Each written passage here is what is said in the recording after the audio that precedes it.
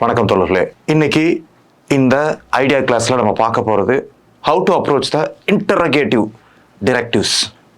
So பாருங்க, சில கேள்விகள் நம்ம நினைக்கிறோம் ஓப்பன் கொஷின் தான், பட் ஆனால் ஒரு கேள்வியை நம்ம அப்ரோச் பண்ணுறதுக்கு முன்னால் எல்லா விஷயங்களையும் பார்க்குறோம். என்ன பார்க்குறோம் அப்படின்னு கேட்டிங்கன்னா, அதில் உள்ள கண்டென்ட் என்ன, அந்த கொஷினுக்கான கண்டென்ட் என்ன. பொதுவாக ஒரு கொஷினை பார்க்குறப்போ நீங்கள் சில விஷயங்களை பார்த்துருப்பீங்க.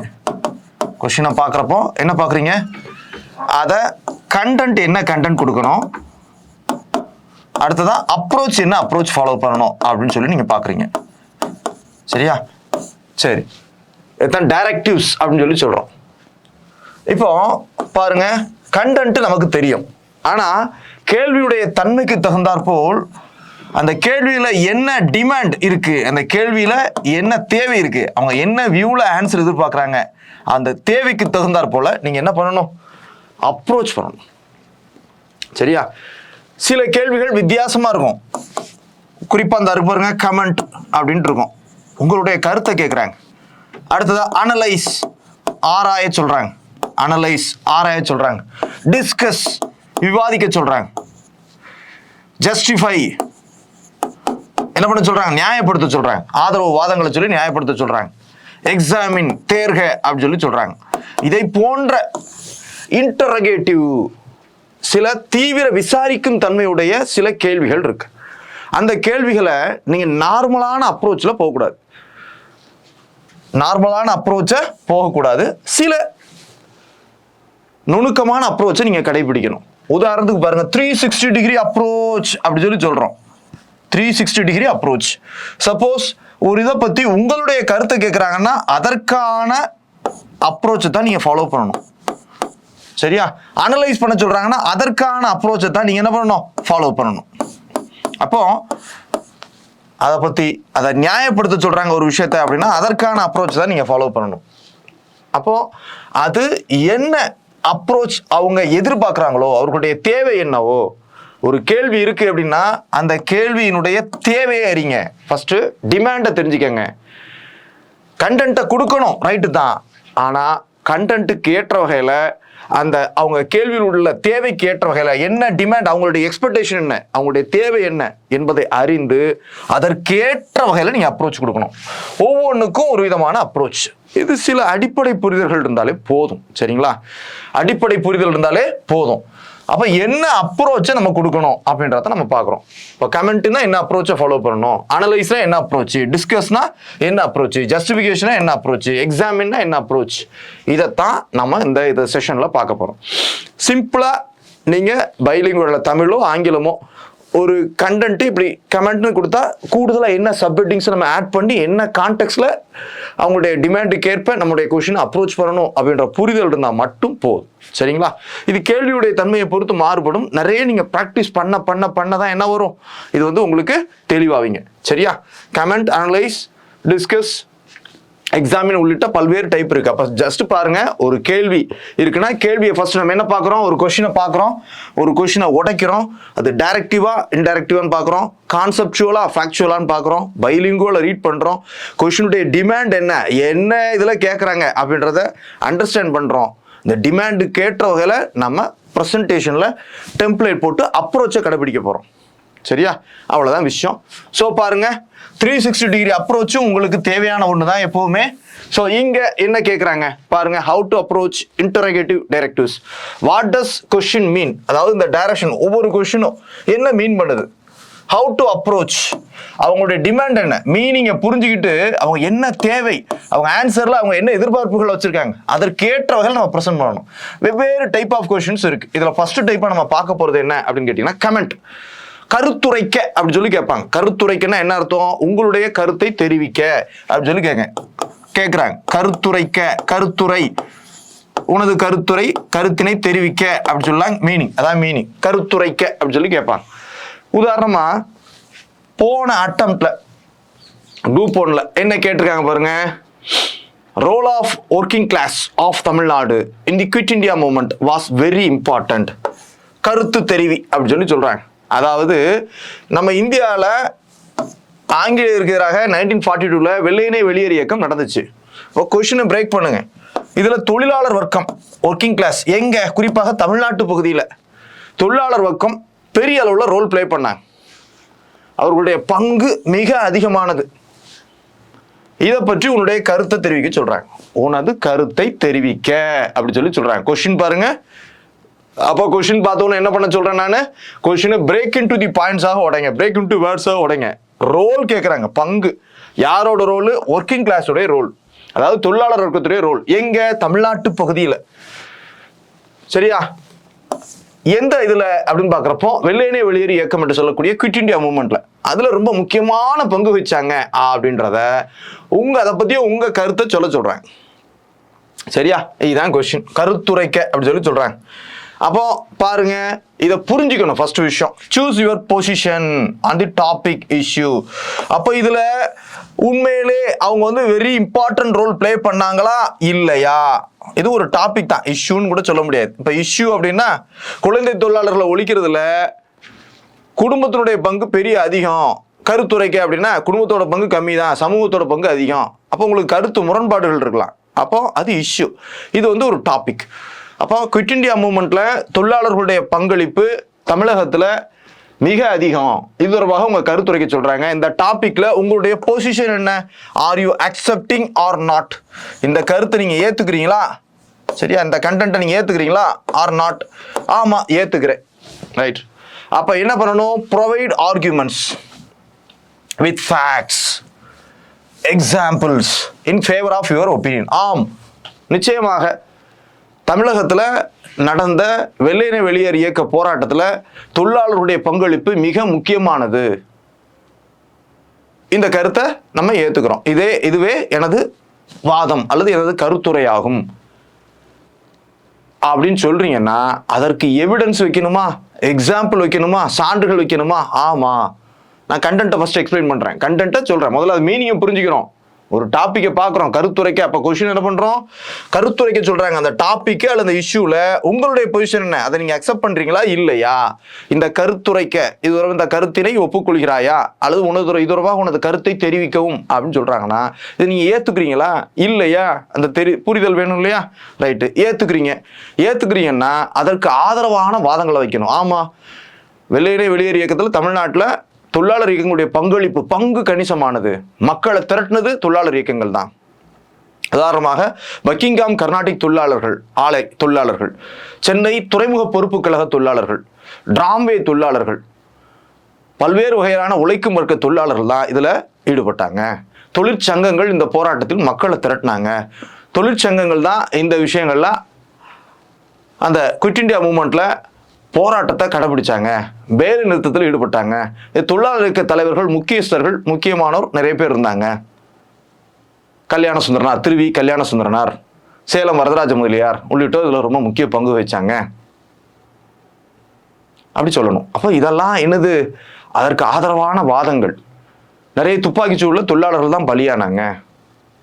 சென்னை டிராம்பே தொழிலாளர்கள், மெஜிரா கோட்ஸ் தொழிலாளர்கள், துறைமுக பொறுப்பு கழக தொழிலாளர்கள் உள்ளிட்ட தொழிலாளர்கள் தான். அப்போ தமிழ்நாட்டு லேபர் மூவ்மெண்ட்டாகத்தான் நடந்துச்சு அப்படின்றது மேற்கண்ட சான்றுகள் மூலம் நமக்கு தெரிய வருது. ஆகவே மேற்குறிப்பிட்ட வாதங்கள் பார்த்தீங்கன்னா உங்களுடைய கமெண்ட்ஸ் அதற்கான ஆதரவுகளோடு வாதங்களோடு கொடுக்கறது ஒன்று. சரி, அப்போ இதை எப்படி சார் அப்ரோச் பண்றது? பாருங்க, இன்ட்ரோடியூஸ் த டாபிக். அப்போ இந்த டாபிக் என்ன பண்ணணும்? அறிமுகப்படுத்தணும். ஆமா, வழக்கம் போல நான் சொல்லிட்டேன், ஒரு ஜெனரல் இன்ட்ரோடக்ஷன். தமிழ்நாட்டில் தொழிலாளர்களுடைய அறிமுகம், இன்ட்ரோடக்ஷன் ஹெட் போடலாம். இன் கேஸ் ஆஃப் 15 மார்க் இல்லைன்னா போட அவசியம் இல்லை. இப்போ அறிமுகப்படுத்துறீங்க. தமிழ்நாட்டில் தொழிலாளர் இயக்கங்கள் வெள்ளையனே வெளியேறு இயக்கத்தில் பெரிய அளவில் பங்கு பெற்றாங்க, தமிழ்நாட்டில் தொழிலாளர் இயக்கமாகவே நடந்துச்சு அப்படின்ட்டு சொல்லுங்க. அடுத்ததாக ஒரு கோட் ஏதாவது இருந்தால் கொடுங்க. தமிழ்நாட்டில் வெள்ளையனே வெளியேறு இயக்கம் முற்றிலும் தொழிலாளர் இயக்கமே, திருவிக்கா ஒரு கோட் கொடுக்குறாங்க அப்படின்னா அதை கொடுக்குறது ஒன்று. அதுக்கப்புறம் தமிழ்நாட்டில் வெள்ளையனே வெளியேறு இயக்கம், அப்போ ஒரு மேஜர் ஹெட்டிங். அதுக்காக கண்டென்ட்டை சொல்லாமலும் வரக்கூடாது. கண்டென்ட்டை சொல்லிட்டு தான் இந்த டைரக்ஷனையும் நீங்க அப்ரோச் பண்ண போறீங்க. சோ பாருங்க, தமிழ்நாட்டில் வெள்ளையனே வெளியேறு இயக்கம் 1942 Gandhi August 8 do or die என்ற முழக்கத்தை இது பண்றாரு. பம்பாய் காங்கிரஸ் மாநாட்டில் வெள்ளையனே வெளியேறு இயக்க தீர்மானம் செயல்படுத்தப்பட்டது. அப்ப என்ன ஆகுது? நாடு முழுக்க போராட்டம் நடக்குது, தமிழ்நாட்டிலையும் போராட்டம் நடக்குது. தமிழ்நாட்டில் இந்த போராட்டம் பல்வேறு பகுதிகளில் நடந்துச்சு. 1942 இருந்து 44 வரைக்கும் பாயிண்ட் பேசிஸா கொடுங்க அல்லது பேராவா கொடுங்க. அப்போ கொடுங்க, ஒரு மேஜர் ஹெட்டிங் போட்டு வெள்ளையனே வெளியேறு இயக்கம் போட்டு தமிழ்நாட்டில் வெள்ளையனே வெளியேறு இயக்கம் அப்படின்னு கொடுத்துட்டு, அதுக்கப்புறம் தொழிலாளர் வர்க்கத்தின் பங்களிப்பு, இதான் இங்க விஷயம். தமிழ்நாட்டில் வெள்ளையனே வெளியேறு இயக்கத்துல தொழிலாளர் வர்க்கத்தின் பங்களிப்பு, தமிழ்நாட்டில் தொழிலாளர் வர்க்கம் பெரிய அளவுல பங்களிப்பு கொடுத்தாங்க. சரியா? ஆமா, முழுக்க முழுக்க வெள்ளையனே வெளியேறு இயக்க போராட்டம் தொழிலாளர் போராட்டமாக தான் நடந்துச்சு. ஒவ்வொரு நிலையிலுமான தொழிலாளர்கள் பங்கேற்றாங்க. சென்னை, மதுரை, கோவை, நெல்லை ஆகிய இடங்களில் தொழிலாளர் இயக்க போராட்டங்கள் தீவிரமாக நடந்துச்சு. முக்கிய தலைவர்களாக திருவிக, வரதராஜ முதலியார், ஜீவா, சரியா, உள்ளிட்ட அந்த கம்யூனிஸ்ட் இயக்க தலைவர்கள், தீவிரவாத இயக்க அந்த தொழிலாளர் இயக்க தலைவர்கள் இதில் பங்கு பெற்றாங்க. சென்னை டிராம்வே, துறைமுக பொறுப்பு கழகம், அதுக்கப்புறம் மெஜிரா கோட்ஸ் உள்ளிட்ட ஆலை தொழிலாளர்கள் இந்த போராட்டத்தில் பங்கு பெற்றாங்க அப்படின்றது இது ஆதரவு வாதங்கள். சரியா? அப்ப இது என்ன பண்ண சொல்றாங்க பாருங்க, ஆர்கியூமெண்ட்ஸ், ஆதரவு வாதங்கள் அப்படின்றத சொல்றாங்க. உங்க கருத்து இதுதான், அப்ப என்னோட கருத்து இதுதான், இதுல சொல்றேன். ஆமா, தமிழ்நாட்டில் தொழிலாளர் இயக்கம் தலைமையில தான் என்ன பண்ணுச்சு, வெள்ளையனே வெளியேறு இயக்கம் நடந்துச்சு என்ற கருத்தை நான் தெரிவிக்கிறேன். எனது கருத்து இதுவே ஆகும். அதை நீங்க அப்போஸ் பண்ணல, இதான் உங்க கருத்து. அப்போ தமிழ்நாட்டில் வெள்ளையனே வெளியேறு இயக்கத்தை பத்தி சொல்றீங்க, அதுல தொழிலாளர் பங்களிப்பை பற்றி சொல்றீங்க. சொல்லிட்டுல ஆதரவு வாதங்கள், எனது ஆதரவு வாதங்கள். ஆமா, பிற வர்க்க இயக்கங்கள் இதுல பெருமளவு பங்கு பெறல. சரியா? பிற இயக்கங்கள் பெருமளவு பங்கு பெறல. மூத்த தலைவர்கள் அனைவரும் சிறையில் அடைக்கப்பட்டாங்க. காமராஜர், பக்தவச்சலம் உள்ளிட்ட மூத்த தலைவர்கள், தமிழகத்தைச் சேர்ந்த காங்கிரஸ் தலைவர்கள் சிறையில் அடைக்கப்பட்டாங்க. அப்போ ஒத்துழையாமை அந்த வெள்ளையனே வெளியேறு இயக்கம் பெரிய அளவுல சிறப்பு பெறாமல் இருந்த நிலையில தொழிலாளர்கள் இந்த போராட்டத்தை முன்னெடுத்து வச்சாங்க. உதாரணமாக டிராம்பே தொழிலாளர்கள் சென்னையில பெரிய வேலை நிறுத்தத்தில் ஈடுபட்டாங்க. இதனால ஸ்தம்பிக்கப்பட்டது, அரசு இயந்திரம் பாதிக்கப்பட்டது. இது ஆங்கிலேயர்களுக்கு பெரிய அழுத்தத்தை கொடுக்கறதாக இருந்துச்சு அப்படிலாம் சொல்லி அதுக்கப்புறம் உங்களோட கன்க்ளூட் பண்ணணும். சரியா? அப்போ விஷயம் என்ன அப்படின்னு கேட்டீங்கன்னா, கமெண்ட் அப்படின்னா கருத்து தெரிவிக்க சொல்றாங்க. அப்ப பாருங்க, இந்த main body or bullets put down the arguments and the facts. நான் புள்ளி விவரங்கள் ஃபேக்ட்ஸையும் சொன்னேன். டிராம்பே, துறைமுக பொறுப்பு கழகம், மெஜிரா கோட்ஸ் சொன்னேன். திருவிக, சேலம் வரதராச முதலியார், அதுக்கப்புறம் ஜீவா, இவங்கள சொன்னேன். இவங்கெல்லாம் ஃபேக்ட்ஸ். சரியா? ஆர்குமெண்ட் இவங்கெல்லாம் கலந்துக்கிட்டாங்க, இவங்க தான் பெரிய ரோல் பிளே பண்ணாங்க என்ற ஆர்குமெண்ட்டை நான் அக்செப்ட் பண்றேன். அதான் என்னுடைய கருத்துன்னே சொல்றேன். இப்போ தொழிலாளர்களுடைய பங்களிப்பு அதிகம் என்பதுதான் என்னுடைய கருத்து. அந்த கருத்தை சொல்றேன். பிற இயக்கங்கள் செயல்படாத நிலையில் தொழிலாளர் இயக்கங்கள் தான் பங்கு பெற்றாங்க. இதான் எனக்கு ஆதரவு வாதங்கள். ஆதரவு வாதங்கள் சொல்றேன். ஆதரவு வாதங்கள் தட் இஸ் என்ன சொல்றேன், ஆர்குமெண்ட்ஸ் இன் ஃபேவர் அப்படின்னு ஒரு டைட்டில் போட்டு கொடுக்குறேன். Arguments in favour, arguments in favour போட்டு கொடுக்குறேன். அப்ப பாருங்க, ஃபர்ஸ்ட் இந்த கருத்தை நான் அக்செப்ட் பண்றேன் அப்படின்றத இன்ட்ரோடக்ஷன்ல சொல்றேன். அப்புறம் வெள்ளையனே வெளியேறு இயக்கத்தை பத்தி, தமிழ்நாட்டில் வெள்ளையனே வெளியேறு இயக்கத்தை பத்தி பொதுவான கருத்து சொல்றேன். வெள்ளையனே வெளியேறு இயக்கத்தில் தொழிலாளர்களுடைய பங்களிப்பு அதை பத்தி ஜெனரலைஸ்டா சொல்றேன். அதுக்கப்புறம் அதுக்கான ஆதரவு வாதங்களை முன்வைக்கிறேன். சரியா? அதுக்கப்புறம் மீண்டும் கன்க்ளூஷன்ல என்னுடைய வாதத்தை நான் உறுதிப்படுத்துறேன். ஸோ இதுதான் கமெண்ட்டுக்கான இது. கமெண்ட்னா கருத்துரைக்க சொல்றாங்க. அப்போ ஒரு கருத்தை நீங்க ஏத்துக்கிறீங்களா இல்லையா? ஏத்துக்கிறீங்க அப்படின்னா, ஒரு கருத்தை ஃபேவரா சொல்ல போறீங்க அப்படின்னா அதற்கு ஆதரவான வாதங்களை நீங்க முன்வைக்கணும். அப்ப ஜென்ரலா நீங்க கொஸ்டினை அப்ரோச் பண்றதோட ஆதரவு வாதங்களை சொல்லணும். அதை எப்படி சொல்லணும்? ஆதாரங்களோட, டேட்டாக்கள், தரவுகளோட நீங்க சொல்லணும், உதாரணங்களோட சொல்லணும். இதுக்கு பேர் தான் கருத்துரைப்பு. சரியா? சரியா? ஆமா.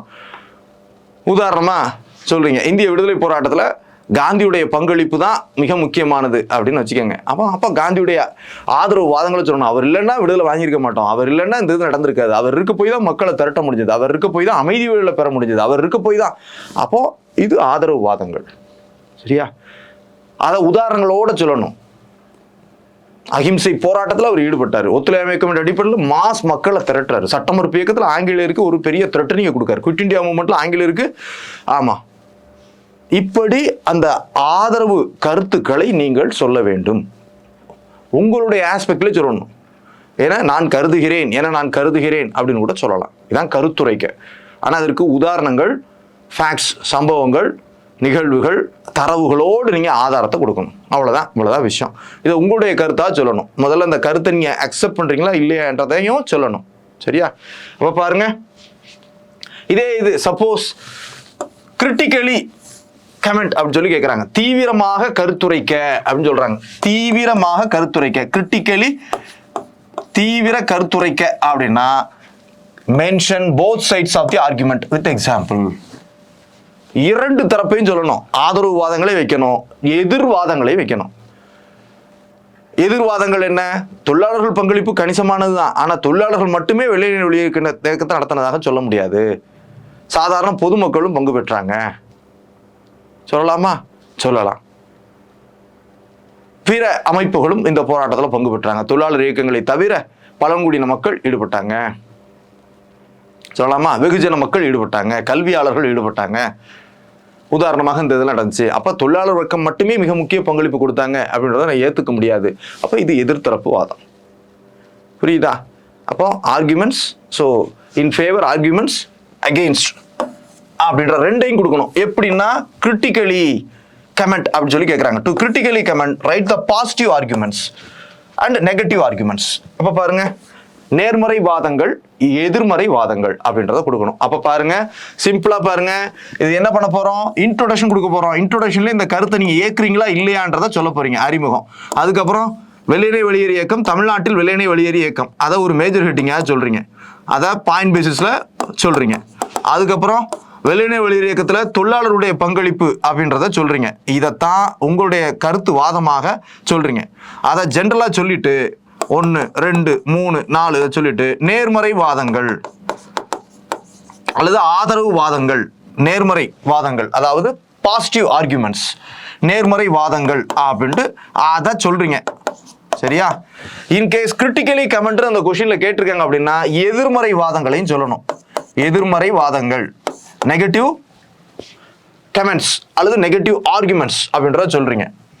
அப்போ பாருங்க, என்ன கூடுதலா நீங்க தலைப்பு கொடுக்க போறீங்க, சிம்பிளா ஞாபகம் வச்சுக்கங்க. அதுக்கப்புறம் கன்க்ளூஷன் கொடுக்க போறீங்க. அப்போ arguments in favour or positive argument என்பதை கொடுக்கணும். எதுல? கமெண்ட் அப்படின்னு கொடுத்தா பாசிட்டிவ் ஆர்குமெண்ட் அப்படின்றத சேர்த்து சொல்லணும். ஒன்று. இன்னொன்று, தொடக்கத்துல என்ன சொல்லணும்? அந்த கமெண்ட்டை நீங்க ஏத்துக்கிறீங்களா, கருத்து இந்த கருத்தை நீங்க ஏத்துக்கிறீங்களா, கருத்துக்கு ஆதரவா சொல்ல போறீங்களா அப்படின்னா நேர்மறை வாதங்களை கொடுக்குறீங்க. கிரிட்டிக்கலி கமெண்ட் அப்படின்னு கேட்டாங்கன்னா நேர்மறை வாதங்கள், தட் இஸ் பாசிட்டிவ் ஆர்குமெண்ட்ஸையும் கொடுத்து நெகட்டிவ் ஆர்குமெண்ட்ஸையும் கொடுக்கணும். கொடுத்து ஒரு சொல்யூஷன் நீங்க சொல்லணும், கன்க்ளூஷன்ல சொல்ல போறீங்க. சரியா? நெகட்டிவ் ஆர்குமெண்ட்ஸையும் சொல்லணும். சரியா? Followed by the negative arguments அப்படின்னு சொல்லி சொல்றாங்க. இது கிரிட்டிக்கலி கமெண்ட்னு கொடுத்தாதான், தீவிரமாக கருத்துரைக்க அப்படின்னு சொன்னா மட்டும்தான் எதிர்மறை வாதங்களை நீ முன்வைக்கணும். இல்லைன்னா ஆர்குமெண்ட்ஸ் இன் ஃபேவர் தான். நேர்மறை வாதம் அப்படின்ற ஒரு டைட்டிலை யூஸ் பண்ணணும். நல்லா ஞாபகம் வச்சுக்கோங்க. அப்போ கமெண்ட் அப்படின்னு கேட்டாங்கன்னா சிம்பிளா ஞாபகம் வச்சுக்கோங்க. என்ன கேள்வினாலும் கமெண்ட் அப்படின்னு கேட்டாங்கன்னா என்ன பண்ண போறீங்க? கருத்துரைக்க, இதன் அடிப்படையில் இந்த கருத்து உறுதியானதான், இதை நான் ஏற்றுக்கொள்கிறேன், எனது கருத்தின் அடிப்படையில் இது நடந்துச்சு அப்படின்றத சொல்லுங்க. சரியா? அப்போ அந்த கண்டென்ட்டை எக்ஸ்பிளைன் பண்றீங்க. அதாவது கண்டென்ட் எக்ஸ்பிளைன் பண்ணாமல் நேராக கருத்துரை கூடாது. கண்டென்ட்டை எக்ஸ்பிளைன் பண்றீங்க. தமிழ்நாட்டில் வெள்ளையனே வெளியேறு இயக்கம், வெள்ளையனே வெளியேறு இயக்கத்தில் தொழிலாளர்களுடைய பங்களிப்பு, அதெல்லாம் சொல்லிட்டு நேர்மறை வாதங்கள் அல்லது ஆதரவு வாதங்கள், கமெண்ட்னு கொடுத்தா ஆதரவு வாதங்கள் மட்டும் கொடுங்க போதும். ஆர்குமெண்ட்ஸ் இன் ஃபேவர் அல்லது பாசிட்டிவ் ஆர்குமெண்ட்ஸ் அப்படின்றத மட்டும் கொடுங்க. இல்லை கிரிட்டிக்கலி கமெண்ட்னு கொடுத்தாங்கன்னா என்ன பண்ண போறீங்க? ஸோ எதிர்மறை வாதங்களையும் சேர்த்து கொடுக்குறீங்க. ஆனால் ஞாபகம் வச்சுக்கோங்க, ஒவ்வொன்றையும் எக்ஸாம்பிள் ஃபேக்ட்ஸோட சேர்த்து ஆதரவு கருத்துக்களை உங்களுடைய வியூவில் என கருதுகிறேன் என நம்பலாம், நாம் உறுதியிடலாம் அப்படின்றதெல்லாம் நீங்கள் சொல்கிறதுன்ட்டு சொல்லி நீங்கள் கன்க்ளூட் பண்ணணும். இதுதான் கமெண்ட்டுக்கான அப்ரோச். இந்த அப்ரோச் எல்லாம் 2 தேர்வுகளை தாண்டி அடுத்தடுத்து நான் எதிர்பார்க்க ஆரம்பிச்சிருவேன். கருத்துரைக்க, எனது கருத்தின் அடிப்படையில் இந்த வாதத்தை நான் ஏற்றுக்கிறேன், இதன் அடிப்படையில் நான் இதை உறுதி செய்கிறேன், இதுவே எனது கருத்தாகும் அப்படின்ற வேர்ட்ஸ்லாம் அடிக்கடி வரணும். நேர்மறை வாதங்கள் வேணும் இன்கேஸ் ஆஃப் கமெண்ட் அப்படின்றதுக்கு, கருத்துரைக்கன்றதுக்கு. இன்கேஸ் கிரிட்டிக்கலி கமெண்ட்னு கேட்டால் பாசிட்டிவ் ஆர்குமெண்ட்ஸும் வேணும், நேர்மறை வாதங்களும் வேணும், நெகட்டிவ் ஆர்குமெண்ட்ஸும் வேணும். ஃபர்ஸ்ட் பாசிட்டிவ் ஆர்குமெண்ட் சொல்லி நெகட்டிவ் ஆர்குமெண்ட்டை சொல்லு. Okay right? ஓகே, அடுத்தது என்ன போகலாம்? கொஞ்சம் வேகமாக பார்க்கலாம். ஸோ எக்ஸாமின் தேர்க அப்படி சொல்லி சொல்றாங்க. தேர்க அப்படி சொல்லி சொல்றாங்க. என்ன பாருங்க, examine how India's freedom struggle impacted the art and literature during that phase. இது ஏற்கனவே கேட்ட கேள்விதான். தேர்க அப்படி சொல்லி சொல்றாங்க. அதை பத்தி தேர்க அப்படி சொல்லி சொல்றாங்க. தேர்க அப்படி சொல்லி கொடுப்பான். எக்ஸாமின்னா தேர்க. How India's freedom struggle. Example ஒரு கொஸ்டின் கொடுக்குறாங்க பாருங்க. இந்தியாவுடைய விடுதலை போராட்டம், how India's freedom struggle impacted தாக்கத்தை ஏற்படுத்துச்சு. எதுல? Art and literature. During that phase அந்த விடுதலை இயக்க காலகட்டத்தில் கலை மற்றும் இலக்கியத்தில் எந்த அளவுக்கு தாக்கத்தை ஏற்படுத்திச்சு என்பதை பற்றி தேர்க. இதை நீங்க எக்ஸாம் எழுதி பாஸ் பண்ணணும் இந்த டாபிக் அப்படின்ற மீனிங் எடுத்துக்கலாம். அப்ப பாருங்க, ஃபர்ஸ்ட் விஷயம் நீங்க இதை புரிஞ்சுக்கணும். என்ன சொல்றேன், இதோடைய அண்டர்ஸ்டாண்ட் பண்ணுங்க, கொஸ்டினை அண்டர்ஸ்டாண்ட் பண்ணணும். Probe deeper into the given topic. நல்லா ஆழமா புரிஞ்சுக்கங்க என்ன கேட்குறாங்க பாருங்க. ஆர்ட், எதெல்லாம் ஆர்ட்? மியூசிக்கா இருக்கலாம், டான்ஸா இருக்கலாம், டிராயிங்கா இருக்கலாம், இதெல்லாம் ஆர்ட். லிட்ரேச்சர், இலக்கியம், அப்போ என்னது? பத்திரிகைகளா இருக்கலாம், மேகசின்ஸா இருக்கலாம், புக்கா இருக்கலாம், புக்ஸ் அண்ட் பப்ளிஷர்ஸ் அதுதான் இருக்கலாம். இந்த இதுல எந்த தாக்கத்தை உண்டு பண்ணுச்சு அப்படி சொல்லி கேட்குறாங்க. சரியா? இது என்ன பண்ணணும்? Support your answer with details like causes, காரணங்கள், இம்ப்ளிகேஷன்ஸ், வே ஃபார்வர்ட், இதெல்லாம் வந்து கொடுக்கலாம். இது ஒரு இஷ்யூன்னா வே ஃபார்வர்ட் கொடுக்கலாம். ஆனால் இது இஷ்யூவாக கேட்கல. ஆனால் விடுதலை இயக்க காலகட்டத்தில் அப்போ இந்த ஹெட்டிங் எல்லாம் நம்ம யூஸ் பண்ணணும், ஹெட்டிங் எல்லாம் யூஸ் பண்ணணும் அப்படின்றது அர்த்தம். ஸோ பாருங்க, அப்போ என்ன கேட்குறாங்க பாருங்க. Begin with a brief discussion of the various issues on the topic. இது இஷ்யூ இல்லை, இந்த டாப்பிக்கை பற்றி பல்வேறு கான்டெக்ட்ல நம்ம அப்ரோச் பண்ணணும். சரியா? அப்புறம் provide details and conclude in the same paragraph if possible. ஒரு டீட்டெயிலை சொல்லி ஒரு இதில் அதையே நம்ம என்ன பண்ணணும், அதை கன்க்ளூட் பண்ணணும். ஸோ பாருங்க, அதை வந்து எக்ஸ்பிளைன் பண்ணி கன்க்ளூட் பண்ணணும். சிம்பிளாக ஞாபகம் வச்சுக்கோங்க. இங்கே உங்களுடைய கருத்துரைக்க சொல்கிறாங்க. போன இதில் தேர்க அப்படி சொல்லி சொல்கிறாங்க. இதை டீப்பாக நம்ம ப்ரெசென்ட் பண்ணணும். இதான் ஃபர்ஸ்ட் நம்ம அவங்க சொல்லக்கூடிய பொருள். அவங்களுடைய டிமாண்ட் என்ன, என்ன கேட்குறாங்க கொஸ்டின்ல, இது நீ டீப்பாக புரிஞ்சுக்கிட்டு ஆன்சர் பண்ணு. ஒரு எக்ஸாமின் பண்ணுறோம் அப்படின்னா தேர்க அப்படின்னா அது நீ நல்லா புரிஞ்சிருக்கியா, உனக்கு தெரியுதா அப்படின்ட்டு உங்களை யார் பண்ணுவா? ஆமாம், திருத்துறப்போ உங்களை செக் பண்ணுறாங்க. இப்போ தேர்க அப்படின்றது மீனிங் என்னன்னா, அதை நீங்கள் நல்லா புரிஞ்சுக்கிட்டீங்களா அப்படின்றத பார்க்குறாங்க. அப்போ நீங்கள் புரிஞ்சுக்கிட்டீங்க அப்படின்றதுக்கு கூடுதலாக என்ன சொல்லணும்? காசஸ், அதனுடைய காரணங்கள் என்ன. விடுதலை போராட்டத்தில் விடுதலை இயக்கம் வந்து கலை மற்றும் இலக்கியத்துல பெரிய தாக்கத்தை உண்டு பண்ணுச்சு. அதற்கான காரணங்கள் என்ன, அதன் மீதான தாக்கங்கள் என்ன, அதனுடைய இம்ப்ளிகேஷன்ஸ் என்ன, அதனுடைய இம்ப்ளிகேஷன்ஸ் என்ன, விளைவுகள் என்ன அப்படின்றத கேட்குறாங்க.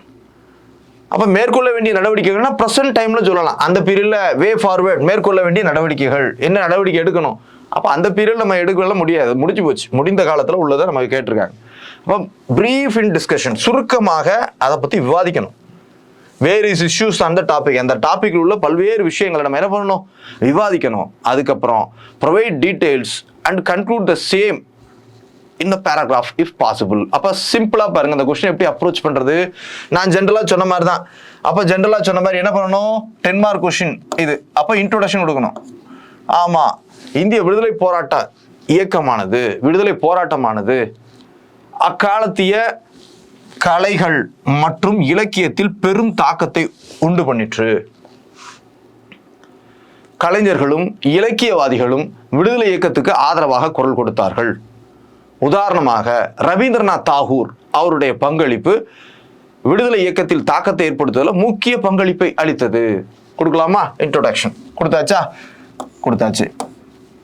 உதாரணமாக ஒரு ஃபேக்ட் கொடுக்குறீங்க, ஃபேக்ட் பாக்ஸ் போட்டு கொடுக்குறீங்க. சரியா? ஆமா, நாட்டின் தேசிய கீதத்தை இயற்றி ஒற்றுமை உணர்வை ஓங்கச் செய்தார் ரவீந்திரநாத் தாகூர். கொடுக்கலாமா? ஒரு ஃபேக்டே பாக்ஸ் போட்டு கொடுக்குறீங்க, கொடுத்தாச்சு. அவர் வந்து என்ன பண்றாரு, ஒரு பாடல் லிட்ரேச்சர் இலக்கியங்கள் வாயிலாக பங்களிப்பு கொடுக்குறாரு, தேசிய கீதத்தை எழுதியிருக்காரு இல்லையா? ரைட். அப்போ அப்புறம் திரும்ப கொஸ்டினை உடச்சு கொடுங்க. இந்திய விடுதலை இயக்கம், அப்போ சிம்பிளா ஒரு இன்ட்ரோடக்ஷன், சிம்பிளா இந்தியன் ஃப்ரீடம் ஸ்ட்ரகிளை பத்தி கொடுங்க. இந்திய விடுதலை இயக்கம், இந்திய விடுதலை போராட்டம் 1882 1947 வரைக்கும் இந்திய விடுதலை போராட்டம் நடந்துச்சு. இப்போராட்ட காலகட்டத்தில் ஸோ மிதவாத, தீவிரவாத மற்றும் பயங்கரவாத செயல்பாடுகள் அதிகமாக இருந்துச்சு. அப்போ இந்த காலகட்டத்தில் இந்திய விடுதலை இயக்கம் கலை மற்றும் இலக்கியத்தின் மீது பெரிய தாக்கத்தை உண்டு பண்ணுச்சு. கொடுத்தாச்சா? கொடுத்தாச்சு. அப்போ கலையின் மீது இந்திய விடுதலை இயக்கத்தின் தாக்கம் அப்படி கொடுங்க. என்னென்ன கலைகள்? நிறைய இசைக்கலையின் மீது பெரிய தாக்கத்தை உண்டு பண்ணுச்சு. இதன் காரணமாக நிறைய இசைக்கலைஞர்கள் விடுதலை இயக்கத்துக்கு ஆதரவாக குதித்தார்கள். குறிப்பாக MS சுப்புலட்சுமி, TK பட்டம்மாள் ஆகியோர் வந்தாங்க. ரெண்டாவது நடனம். நடன கலைஞர்களும் பாத்தீங்கன்னா நடன கலைஞர்கள் மற்றும் நாடக கலைஞர்கள், டான்ஸ் அண்ட் டிராமா, அவங்க என்ன பண்றாங்க? ஆங்கிலேயருக்கு எதிர்ப்பாக கருத்துரைக்கும் நம்ம வகையில நாடகங்களை இது பண்ணாங்க. நம்ம பார்க்குறோம். கியாபே விஸ்வநாதம். ஸோ பாருங்க, நாடக கலைஞர்கள் பார்க்குறோம் பார்த்தீங்களா? ஆமாம், அந்த காலத்து SG கிட்டப்பா உள்ளிட்டோர் நாடகங்களை நடத்தினாங்க. கொக்கு பறக்குதடி அப்படின்றதெல்லாம் பார்க்குறோம்.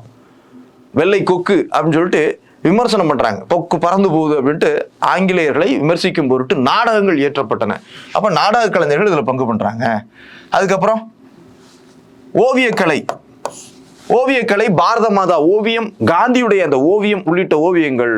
அனந்தநாத் தாகூர் அப்படின்ற ஒருத்தர் உண்டு. அவர் வந்து பாத்தீங்கன்னா அவர் என்ன பண்றாரு? நிறைய ஓவியங்கள் வரைகிறாரு. அது மாதிரி பாத்தீங்கன்னா பாரத மாதா ஓவியம் வர ஆரம்பிச்சது.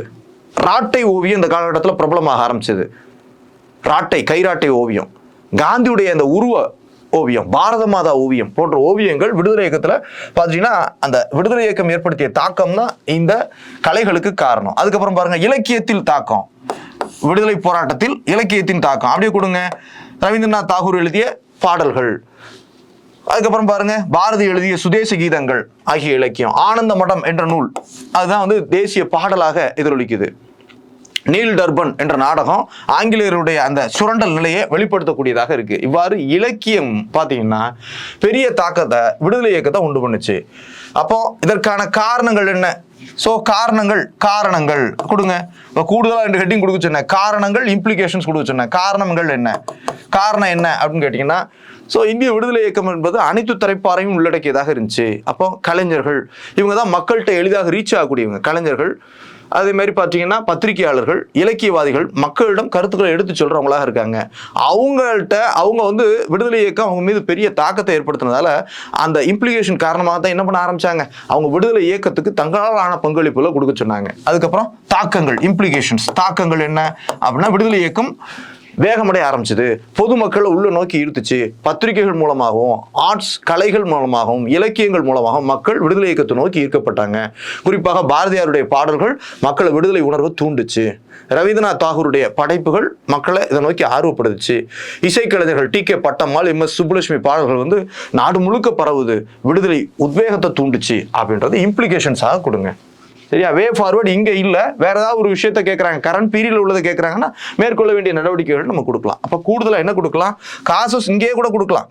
அந்த தாக்கத்துக்கு முன்னாலே காசஸ் கொடுத்துருங்க. கடைசியா இம்ப்ளிகேஷன்ஸ் அப்படின்ற ஒரு ஹெட்டிங்கை யூஸ் பண்ணுங்க. எக்ஸாமினுக்கு கூடுதலாக நீங்கள் பயன்படுத்த வேண்டியவை இவைதான். சரியா? பாருங்க, டிஸ்கஷன் அப்படின்ற ஆஸ்பெக்ட்ல போறப்பவே காரணம் என்ன, இம்ப்ளிகேஷன் என்ன, மேற்கொள்ள வேண்டிய நடவடிக்கை என்ன அப்படின்ற 3 ஹெட்டிங்கை நீங்க உள்ள சேர்க்கணும். அதை ஞாபகம் வச்சுக்கோங்க. பொதுவா பாருங்க, இது பேரா ஃபார்மட்லேயே போகலாம், பாயிண்ட் பேசிஸ்லயும் போகலாம். எக்ஸாமின் தேர்க ஒரு கண்டென்ட்டா உங்களை தேர்க அப்படின்னு சொல்றாங்க. அப்போ இது என்ன பண்றோம்? ஃபர்ஸ்ட் இன்ட்ரோடக்ஷன் கொடுக்குறோம், அதுக்கப்புறம் அந்த டாப்பிக்கை உடைக்கிறோம், அதை பற்றி ஒரு இன்ட்ரோடக்ஷன் கொடுக்குறோம், அதுக்கான ஒரு டெம்ப்ளேட்டை ஃப்ளேம் பண்ணிட்டு என்ன பண்ணுறோம்? அதை உடைச்சி மேஜர் ஹெட்டிங் போட்டு அதை அப்ரோச் பண்ணுறோம். அப்போ அந்த ஒரு விஷயத்தை பற்றி அப்ரோச் பண்ணுறப்போ அதுக்கான காரணங்கள் என்னன்னு சொல்கிறோம், காசஸ். அதுக்கப்புறம் என்ன சொல்கிறோம்? இம்ப்ளிகேஷன்ஸ், தாக்கங்கள் என்ன அப்படின்றத சொல்கிறோம். அதுக்கப்புறம் என்ன சொல்கிறோம்? வே ஃபார்வர்ட், மேற்கொள்ள வேண்டிய நடவடிக்கை சொல்கிறோம். அது கேள்வியுடைய தன்மையை பொறுத்தது. இது அந்த காலத்தில் நடந்தது, இனிமேல் நம்ம எந்த நடவடிக்கை எடுக்க முடியாது. இப்போ உள்ள ஒரு விஷயத்தை பற்றி சொல்கிறோன்னா எடுக்க வேண்டிய நடவடிக்கைகள், வே ஃபார்வர்ட் அப்படின்றத நம்ம சொல்லலாம். ஆனால் அப்போ உள்ளதுக்கு நம்ம சொல்ல வேண்டிய அவசியம் இல்லை. ஸோ அப்போ காசஸ், இம்ப்ளிகேஷன்ஸ், இந்த 2 ஹெட்டிங்கையும் யூஸ் பண்ணணும். எதில்? எக்ஸாமின்ல.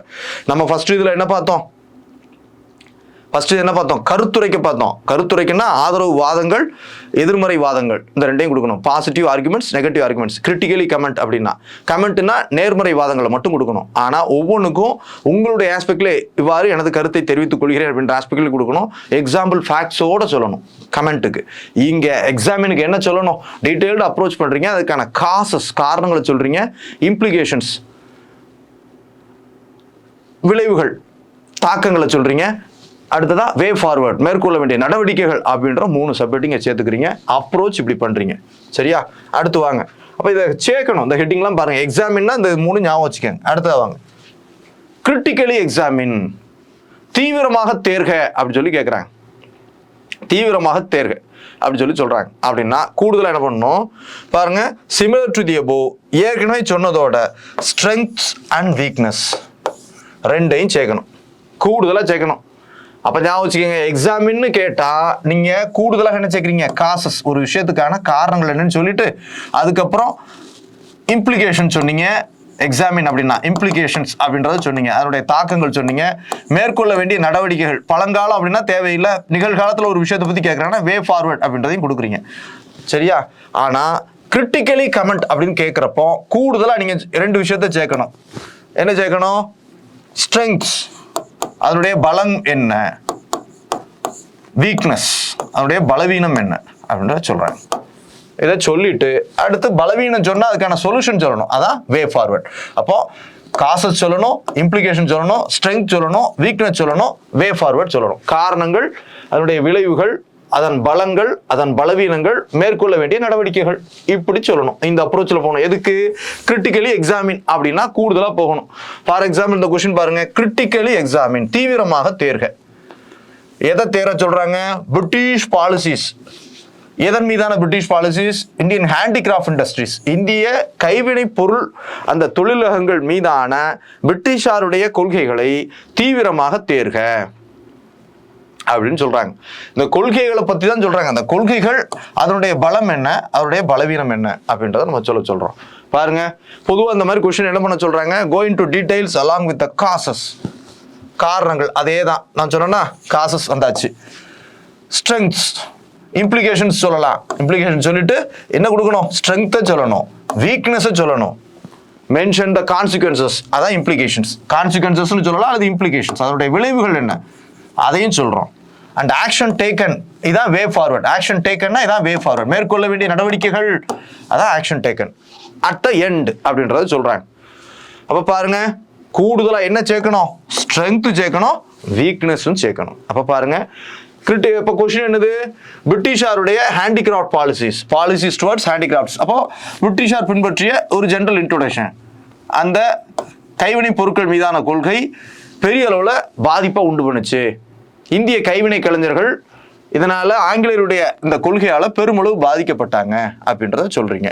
அதுக்கப்புறம் திரும்ப சொல்லுங்க, ஆங்கிலேயருடைய கைவினை கொள்கை. ஆங்கிலேயர்கள் வந்து நிறைய பொருட்களை இறக்குமதி தான் பண்ணாங்க, ஏற்றுமதியை தடை பண்ணாங்க, அவர்கள் சுதேச அரசுகளை அழிச்சிட்டாங்க. இதன் காரணமாக அவர்களை நம்பி இருந்த கைவினை கலைஞர்கள் பாதிக்கப்பட்டாங்க. ஏற்றுமதி பொருட்கள் மீது அதிக அளவு வரியை விதிச்சாங்க. இதன் காரணமாக என்ன ஆகுது? ஆமா, இந்திய கைவினை பொருட்களுக்கு மேல்நாடுகளில் தேவை குறைய ஆரம்பிச்சிச்சு. இங்கிலாந்தில் தொழில் புரட்சி வந்ததன் காரணமாக அவனே பொருளை உற்பத்தி பண்ணி இந்தியாவில் குறைந்த விலையில் விற்றான். இதனால கைவினை கலைஞர்கள் ஒடுக்கப்பட்டாங்க, வறுமையில வாட ஆரம்பிச்சாங்க. சரியா? இதான் கைவினை பொருட்கள் மீதான கொள்கை. அதுக்கப்புறம் அதற்கான காரணங்கள் என்ன? காரணம் என்ன? கைவினை பொருள் கொள்கைக்கான அந்த பாலிசிக்கான காரணம் என்ன? காரணம் என்ன? இங்கிலாந்துல தொழில் புரட்சி வந்துருச்சியா, அதனால இந்த பாலிசியை அவன் கொண்டு வர்றான்.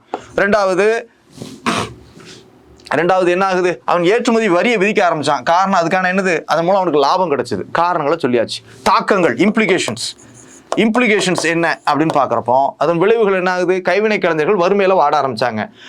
அவன் வேறு தொழில விவசாயத்தை நோக்கி நகர ஆரம்பிச்சாங்க. நகரமயமாதல் இருந்து கிராமங்களை நோக்கி போக ஆரம்பிச்சாங்க. இது இம்ப்ளிகேஷன்ஸ். அதுக்கப்புறம் என்ன சொல்றோம்? ஆமா, ஸ்ட்ரெங்க், பலம் என்ன? ஸ்ட்ரெங்க் என்ன? இந்த கொள்கையுடைய பலங்கள் என்ன? ஆங்கிலேயருடைய இந்த கைவினை பொருட்கள் மீதான கொள்கையின் பலங்கள் என்ன? இது ஆங்கிலேயருடைய பொருளாதாரத்தை வலுப்படுத்துச்சு, ஆங்கிலேயருக்கு ஆதரவாக இருந்துச்சு, ஆங்கிலேயருடைய செல்வாக்கை அதிகப்படுத்துச்சு, ஆங்கிலேயருடைய பொருட்கள் விற்பனைக்கு இதாகிடுச்சு. பலவீனங்கள் என்ன? பலவீனங்கள் என்ன அப்படின்னு கேட்டீங்கன்னா, இதனால பெரிய அளவுல இந்திய தொழிலாளர்கள் தான் பாதிக்கப்பட்டாங்க, அவங்க வறுமையை நோக்கி தள்ளப்பட்டாங்க. இந்தியன் ஆஸ்பெக்ட்ல பாக்குறோம், அல்லது என்ன சொல்லலாம், ஆங்கிலேயருடைய ஆஸ்பெக்ட்லேயே பலவீனங்கள் ஏதாவது இருக்குன்னா அதை ஆஸ்பெக்ட்லையும் நீங்க சொல்லுங்க. சொல்லிட்டு மேற்கொள்ள வேண்டிய நடவடிக்கைகள் பிரசன்ட் சினாரியோன்னா சொல்லலாம், பழைய காலம் அப்படினால நம்ம வந்து சொல்ல வேண்டிய action taken for the issue. அப்ப இது தொடர்பான பிரச்சனையை நம்ம இந்தியர்கள் எழுப்பினாங்க, அதனால விளைவு என்ன? மேற்கொள்ள வேண்டிய நடவடிக்கையின் பதிலாக மேற்கொள்ளப்பட்ட நடவடிக்கைன்னு வேணா சொல்லுங்க. என்ன பண்ணாங்க ஆங்கிலேயர்கள்? அப்போ இதன் பொருட்கள் மீதான ஏற்றுமதி வரியை குறைச்சாங்க. இதனால ஓரளவு கைவினை கலைஞர்கள் என்ன பண்ணாங்க? சுதேச மன்னர்கள் 1857 கிளர்ச்சிக்கு பின்னால ஓரளவு மரியாதையோடு நடத்தப்பட்டாங்க. இதன் காரணமாக கைவினை கலைஞர்கள் அவங்க டிபெண்ட் பண்ணி இருக்க ஆரம்பிச்சாங்க. அவர்கள் மீதான கொள்கையில ஆங்கிலேயர்கள் தளர்ச்சி பண்ண ஆரம்பிச்சாங்க. இதான் மேற்கொள்ளப்பட்ட நடவடிக்கைகள், வேவ் ஆக்ஷன் டேக்கன் அப்படின்றத சொல்லுங்க. சரியா? அப்போ கிரிட்டிக்கலி எக்ஸாமின் அப்படின்னா பாருங்க, எக்ஸாமின் என்ன சேர்க்கணும்? காசஸ், காரணங்கள், இம்ப்ளிகேஷன்ஸ், அதாவது விளைவுகள், அப்புறம் மேற்கொள்ள வேண்டிய நடவடிக்கைகளை சேர்க்கணும். கிரிட்டிக்கலி எக்ஸாமின் அப்படின்னா என்ன சேர்க்கணும்? கிரிட்டிக்கலி எக்ஸாமின் என்ன சேர்க்கணும்? கிரிட்டிக்கலி எக்ஸாமின் என்ன சேர்க்கணும்? ஸ்ட்ரென்த் அண்ட் வீக்னஸ், பலம் மற்றும் பலவீனம் ஆகியவற்றையும் ஒரு சப்ஹெட்டிங்காக போட்டு நீங்க எழுதணும். ஓகேயா? முதல்ல இப்போ வரிசையாக திரும்பவும் பாருங்க. ஃபர்ஸ்ட் என்ன பார்த்தோம்? கமெண்ட், கருத்துரைக்கிறதுக்கு உங்களுடைய ஆஸ்பெக்ட்லேயே கருத்தை நீங்கள் சொல்லணும். அதை அக்செப்ட் பண்ணுறீங்களா இல்லையான்ற ஆஸ்பெக்டில் சொல்லணும். அதை எக்ஸாம்பிள் ஃபேக்ட்ஸோடு சேர்த்து சொல்லணும். அடுத்ததா ஆர்குமெண்ட்ஸ் இன் ஃபேவர், ஆதரவு வாதங்கள், positive arguments and negative arguments. In case of critically கமெண்ட்னு கொடுத்தா நெகட்டிவ் ஆர்குமெண்ட்டை சேர்க்கணும், இல்லைனா பாசிட்டிவ் ஆர்குமெண்ட்னா ஸோ நேர்மறை வாதங்கள் மட்டும் போதும், ஆதரவு வாதங்கள் அப்படின்ற ஆஸ்பெக்டில் மட்டும் கொடுத்தா போதும். சரியா? அடுத்ததா எக்ஸாமின் அப்படின்ற பட்சத்தில் காசஸ், இம்ப்ளிகேஷன்ஸ், வே ஃபார்வர்டை சேர்த்து கொடுக்கணும். இன்கேஸ் கிரிட்டிக்கலி எக்ஸாமின் அப்படின்னு கேட்டாங்கன்னா காசஸ் வேணும், எல்லாமே கண்டென்ட்டை சொல்லணும். கண்டென்ட்டை சொல்லாமல் வந்துடக்கூடாது, மெனக்கெட்டு இதுக்கே போயிடக்கூடாது. இதுக்குன்னு ஒரு வெயிட்டேஜ் ஒதுக்கணும். சரியா? அப்போ கண்டென்ட்டை சொல்லிட்டு அதுக்கான காரணங்கள் என்னன்றதை சொல்கிறீங்க, அதனுடைய தாக்கங்கள் அதாவது விளைவுகள், கான்சிக்வன்சஸ் ஆர் இம்ப்ளிகேஷன் என்னன்றதை சொல்கிறீங்க. அதுக்கப்புறம் என்ன பண்ணுறீங்க? அதுக்கப்புறம் ஸ்ட்ரென்த் அண்ட் வீக்னஸை சொல்கிறீங்க. அந்த பாலிசி, இங்கே வந்து இந்த பாலிசியுடைய ஸ்ட்ரென்த் என்ன, பலங்கள் என்ன, பலவீனங்கள் என்ன, அது என்னென்ன குறைகளை கொண்டுருச்சு அப்படின்றத சொல்கிறீங்க. அதுக்கப்புறம் மேற்கொள்ளப்பட்ட நடவடிக்கை, ப்ரெசென்ட்ல ஏதாவது ஒரு கொஸ்டின் இந்த மாதிரி கேட்குறாங்கன்னா மேற்கொள்ள வேண்டிய நடவடிக்கை அப்படின்றதையும் சேர்த்து சொல்கிறீங்க. ஓகே, இது கிரிட்டிக்கலி எக்ஸாமின்.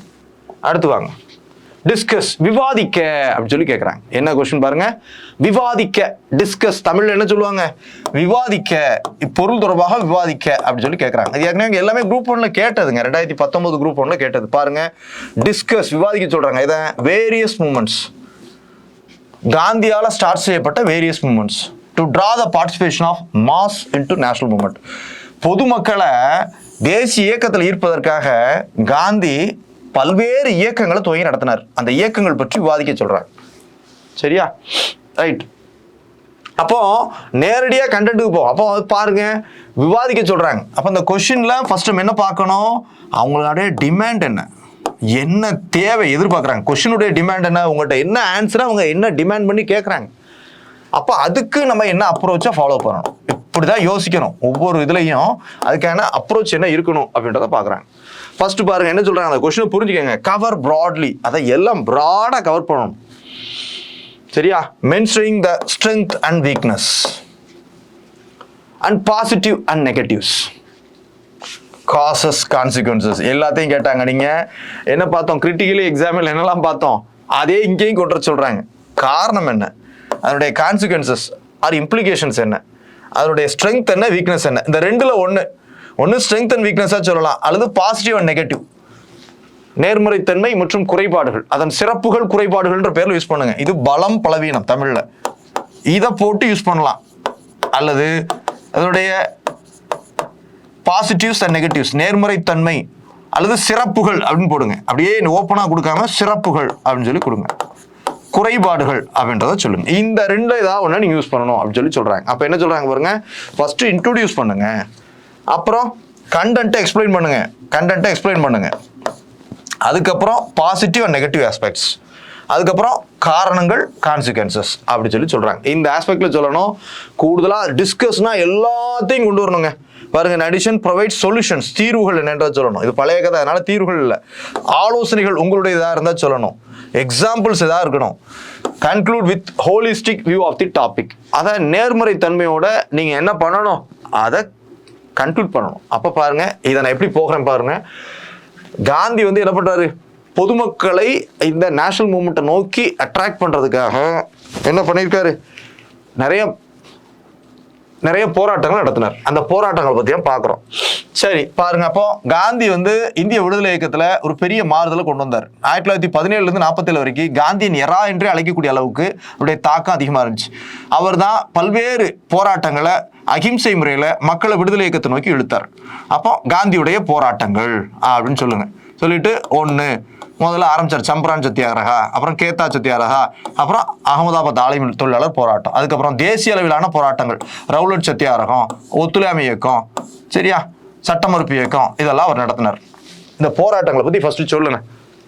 அடுத்தது போராட்டத்துடைய கூறுகளை சொல்லுங்க. போராட்டத்தின் கூறுகள் என்ன? எல்லாருமே அமைதி வழியில் தான் நடக்கணும், அகிம்சை முறை பின்பற்றணும், வன்முறை கையாளக்கூடாது, அரசாங்கத்துக்கு அமைதி வழியில் எதிர்ப்பு பதிவு பண்ணணும். இதான் போராட்ட கூறுகளா இருந்துச்சு. அதுக்கப்புறம் பாருங்க, அதுக்கப்புறம் என்ன பண்ணணும், சரி போராட்டத்துடைய பலம் என்ன, போராட்டத்தின் பலங்கள் என்ன, ஸ்ட்ரென்த் என்ன கொடுக்குறோம். அப்போ மக்களை தேசிய இயக்கத்தை நோக்கி ஈர்த்த பெருமை காந்தியை தான் சேரும். அனைத்து தரப்பு மக்கள் அதுக்கு முன்னால பங்கு பெறல. ஒத்துழையாமை இயக்கம் தான் இந்துக்கள், முஸ்லிம்கள், தொழிலாளர்கள், விவசாயிகள் ஆக அனைத்து தரப்பாரும் கலந்துகிட்ட போராட்டமா இருந்துச்சு. இதெல்லாம் ஸ்ட்ரென்த். பலவீனம் என்ன, பலவீனமும் இருக்கு, வீக்னஸ். ஸோ இதைத்தான் நான் பாசிட்டிவ் அல்லது நெகட்டிவ்னு சொல்றேன். ரெண்டுல ஒன்றை யூஸ் பண்ணுங்க. இதை யூஸ் பண்ணுங்க, பலம் பலவீனம் யூஸ் பண்ணுங்க, அல்லது சிறப்பு குறைபாடுகளும் யூஸ் பண்ணுங்க. குறைபாடுகளும் இருக்கத்தான் செய்யுது, அதாவது பலவீனங்களும் இருக்கத்தான் செஞ்சது. என்ன இருந்துச்சு நிச்சயமாக. அப்போ இது வரைக்கும் பார்த்தீங்கன்னா மிலிட்டன்ட் மூவ்மெண்ட்ஸ் இந்த காலகட்டத்தில் இருந்துச்சு. மிலிட்டன்ட் மூவ்மெண்ட்ஸ் பயங்கரமாக இருந்துச்சு. அவங்கெல்லாம் ஆங்கிலேயர் எதிர்த்து போராடினாங்க. ஆனால் காந்தியுடைய வருகைக்கு பின்னால் அவங்களாம் என்ன ஆனாங்கன்னே தெரியலை. மிலிட்டன்ட் மூவ்மெண்ட்ஸ் காணாமல் போயிடுச்சு. இடையில பகத்சிங் கொஞ்சம் எட்டி பார்த்தார், ஆனால் அவரும் காந்தியுடைய ஆதரவு இல்லை. அப்போ என்ன ஆகுது, அவரும் தூக்கிவிடப்பட்டார். இதெல்லாம் விமர்சனம். காந்தி அமைதி வழிக்கு திருப்பிட்டார். அதனால் ஆங்கிலேயருக்கு பயம் இல்லாமல் போயிடுச்சு. வன்முறை பாதை விடுவதற்கு காந்தி காரணமாயிட்டார். அமைதி வழியில் தான் விடுதலை எட்ட முடியுன்றது அவருடைய எண்ணம். ஆனால் அப்போ என்ன ஆகுது, இந்த பயங்கரவாதிகள் காணாமல் போயிட்டாங்க, அவங்க பாதிக்கப்பட்டாங்க, அவங்களுடைய பங்களிப்பு கணிசமாக குறைஞ்சு போச்சு. உண்மையா? ஆமாம், தீவிர தேசியவாதிகள் காணாமல் போனாங்க. காந்தியுடைய வருகைக்கு பின்னால் தான் பாரதி ஒதுங்கிட்டார், வஉசி ஒதுங்கிட்டார், திலகர் ஒதுங்கிட்டார் விடுதலை இயக்கத்திலிருந்து. அப்போ இதெல்லாம் காந்தியுடைய வருகையுடைய பலவீனங்கள். சரியா? ரைட்டு. இதே இது ப்ரெசன்ட் பீரியட்ல ஒரு இதை சொல்றாங்கன்னா உங்களுடைய ஆலோசனையோ தீர்வுகளையோ நீங்க சொல்லலாம். ஆமா, ப்ரெசென்ட்ல ஒரு பிரச்சனையை பத்தி சொல்றோம்னா ஆலோசனை சொல்லலாம், தீர்வுகளை சொல்லலாம். நீங்க இதுதான் இங்க தேவையான விஷயம். ஆலோசனை அல்லது தீர்வுகளை நீங்கள் வழங்கலாம், தாராளமாக கொடுக்கலாம். அப்படிதான் கொடுக்கணும். ஸோ பாருங்க, அப்போ டிஸ்கஸ் அப்படின்னு வந்துட்டா ஃபர்ஸ்ட் இன்ட்ரோ கொடுங்க. அந்த கண்டென்ட் என்னன்றதை சொல்லுங்க. கண்டென்ட் என்னது? காந்தி விடுதலை இயக்கத்தில் மக்களை, பொதுமக்களை ஈர்க்கிறதுக்காக பல்வேறு போராட்டம் நடத்தினார் அப்படின்றத சொல்லுங்க. என்னென்ன போராட்டம் நடத்தினாலும் சொல்லுங்க. அதுக்கப்புறம் அதுக்கான காரணங்களை சொல்லுங்க, அதனுடைய இம்ப்ளிகேஷன்ஸ், தாக்கங்களை சொல்லுங்க, அதனுடைய பலம் என்னன்னு சொல்லுங்க, அதனுடைய பலவீனம் என்னன்னு சொல்லுங்க. டிஸ்கஸ்னு வந்துச்சுன்னா எல்லாத்தையும் கொடுக்கணுங்க. பலவீனம் என்னன்னு சொல்லுங்க. அப்புறம் உங்களுடைய ஆலோசனைகள், தீர்வுகள் இதை நீங்க சொல்லலாம். Solutions R suggestions. ப்ரெசென்ட்ல ஒரு ஸ்கீமை பத்தியோ இதை பத்தியோ டிஸ்கஸ் அப்படின்னு சொல்லிட்டாங்கன்னா அது உள்ள குறைபாடுகள், பலம், பலவீனத்தை சொல்றீங்க. சொல்லிட்டு என்ன பண்றீங்க? அப்போ இதைத்தான் நீங்கள் நோட் பண்ணி வைக்கணும். ஒவ்வொன்றில் என்ன சொல்ல போகிறோம் அப்படின்றத நோட் பண்ணணும். அப்போ ஃபஸ்ட்டு இன்ட்ரோ கொடுக்க போகிறோம், அறிமுகம் கொடுக்க போகிறோம். இதுக்கான என்ன வேணும்? இன்ட்ரோ கொடுக்க போகிறோம். அதுக்கப்புறம் என்ன சொல்ல போகிறோம்? அந்த கண்டென்ட்டை எக்ஸ்பிளைன் பண்ண போகிறோம். மெயின் பாடி ஆஃப் தி கண்டென்ட்டை சொல்ல போகிறோம். சொல்லிட்டு அதுக்கப்புறம் அதுக்கான காசஸ், காரணங்களை சொல்ல போகிறோம். அதுக்கப்புறம் அதுக்கான இம்ப்ளிகேஷன், அதாவது கான்சிக்வன்சஸ், அதனுடைய தாக்கங்களை, விளைவுகளை சொல்ல போகிறோம். அப்புறம் அதனுடைய ஸ்ட்ரென்த் அல்லது சிறப்புகள், பலம் அல்லது பலவீனம்ன்றதை சொல்ல போகிறோம். அப்புறம் வீக்னஸ் ஆஃப் த இதுன்னு சொல்ல போகிறீங்க. அப்புறம் வே ஃபார்வர்ட், சொல்யூஷன் அப்படின்ற பேரில் வே ஃபார்வர்ட் சொல்லலாம், அல்லது சஜஷன் சொல்லலாம், தீர்வுகள் அப்படின்றத சொல்லலாம். இந்த ஹெட்டிங்லாம் எனக்கு வரணும், அவ்வளோதான். ஒவ்வொன்றையும் நான் என்ன சப்ஹெட்டிங் சொல்கிறனோ அந்த சப்ஹெட்டிங்ஸ் வரணும். இதை மனசில் வச்சுக்கோங்க. டிஸ்கஸ் தான் எல்லா ஆஸ்பெக்ட்லையும் போகணுன்றதை ஞாபகம் வச்சுக்கோங்க. அடுத்த வாங்க, எவாலுவேட், மதிப்பிடுக. மதிப்பிடுக அப்படின்றாங்க. தமிழில் என்னது? மதிப்பீடு செய்க, மதிப்பீடு செய்க, மதிப்பிடுக அல்லது மதிப்பீடு செய்க, எவாலுவேட் பண்ணு அப்படின்னு சொல்லி சொல்றாங்க. பேப்பரை நாங்கள் எவாலுவேட் பண்றோமா? அதே மாதிரி ஒரு கொஸ்டின் கேட்குறாங்க, எவாலுவேட் த கான்ட்ரிபியூஷன்ஸ் ஆஃப், யாரோட கான்ட்ரிபியூஷன்? ஈவி ராமசாமி பெரியார். எதுல? இன் ப்ரொமோஷன் ஆஃப் சோஷியல் ஜஸ்டிஸ். மாநிலத்தில் நம்ம இதில் சமூக நீதியை மேம்படுத்துறதுல ஈவே ராமசாமி பெரியாருடைய பங்களிப்பை மதிப்பீடு பண்ண சொல்றாங்க. உங்களை எவாலுவேட் பண்ண சொல்லி சொல்றாங்க. சரியா? மதிப்பீடு பண்றோம் அப்படின்னா நான் என்ன பண்ணுவேன்? உங்களுடைய ரெண்டு பக்கத்தையும் பார்ப்பேன், பாசிட்டிவ் ஆஸ்பெக்ட்ஸையும் பார்ப்பேன், mention briefly positive and negative aspects ரெண்டையும் பார்ப்பேன் ஒரு டாபிக்ல உள்ள. ஆமாம், உன்கிட்ட பேப்பரை என்ன பார்ப்பேன்? உன்னுடைய ஸ்ட்ரென்த் என்ன, உன்னுடைய பாசிட்டிவ் சைடு என்ன, நல்ல ஹேண்ட் ரைட்டிங் இருக்கு, நல்ல அலைன்மெண்ட் கொடுத்துருக்க, நல்ல கண்டென்ட் கொடுத்துருக்க. நெகட்டிவ் என்ன? நெகட்டிவ் இன்டர்கேட்டிவ் அப்ரோச்சில் உன்கிட்ட குறைபாடு இருக்கு. சரியா? நிறைய எக்ஸாம்பிள்ஸ் இன்னும் கொஞ்சம் கொடுத்துருக்கலாம், ஃபேக்ட்ஸ் இன்னும் கொஞ்சம் கொடுத்துருக்கலாம். இதெல்லாம் உன்னுடைய நெகட்டிவ். அப்போ நேர்மறை மற்றும் எதிர்மறை வாதங்களை நீ முன் வைக்கிறீங்க. அப்போ என்ன கொடுக்கணும் பாருங்க, இன்ட்ரடியூஸ் அ ஸ்டேட்மெண்ட். இதை நீங்க இன்ட்ரடியூஸ் பண்ணுங்க, that is topic. Then break into paragraph, இதையே பேராகிராஃபாக உடைங்க. இதுல நேர்மறை மற்றும் எதிர்மறை அப்படின்ற ஆஸ்பெக்ட்ல நீங்க முடிக்கணும். அதுக்கப்புறம் அதற்கான கன்க்ளூடிங் ரிமார்க்கை நீங்க கொடுக்கணும். இது அவருடைய கான்ட்ரிபியூஷன் பெரிய அளவில் இருந்துச்சா இல்லையான்னு உங்களை மதிப்பீடு பண்ண சொல்றீங்க. அப்போ நேர்மறை கூறுகளை சொல்றீங்க, எதிர்மறை கூறுகளை சொல்றீங்க, பாசிட்டிவ் அண்ட் நெகட்டிவ் அதை சொல்லிட்டு உங்களுடைய சொல்யூஷனை சொல்றீங்க. அப்போ நான் என்ன சொல்றேன் பாருங்க, இன்ட்ரோடக்ஷன் கொடுக்குறேன். பாடி ஆஃப் தி கண்டென்ட்ல கண்டென்ட்டை எக்ஸ்பிளைன் பண்றேன். சரியா? அதுக்கப்புறம் பாசிட்டிவ் ஆர்குமெண்ட்ஸை முன்வைக்கிறேன்.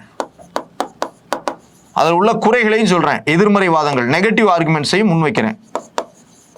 அப்புறம் கன்க்ளூஷன் சொல்றேன். அப்ப எனக்கு இந்த ஹெட்டிங்லாம் வரணும். தீர்வுகள்ல பாருங்க. ஃபார் எக்ஸாம்பிள், அப்போ தமிழகத்தை பொறுத்த வரைக்கும் சமூக நீதியுடைய அடித்தளமிட்டவர் நிச்சயமாக பெரியார். தமிழகத்தின் சமூக நீதியின் தந்தை பெரியார் சொன்னது ஒருத்தர சொல்றீங்க.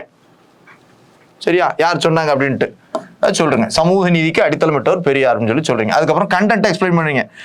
அதைத்தான் நிறைய பிரேக் இன் டு பாயிண்ட்ஸாக நிறைய எக்ஸ்பிளைன் பண்ணணும். கண்டென்ட் எக்ஸ்பிளைன் பண்ணாம அங்க வரக்கூடாது. என்ன பண்றாங்க சொல்லுங்க. சமூக நீதிக்கு பெரியாருடைய பங்களிப்பு. ஆமா, சமூக நீதி என்பதே அனைவரும் சமம் என்பதை நிலைநாட்டக்கூடிய உரிமை தான். அப்போ பெண்களுடைய மேம்பாட்டுக்காக நிறைய பண்றாரு.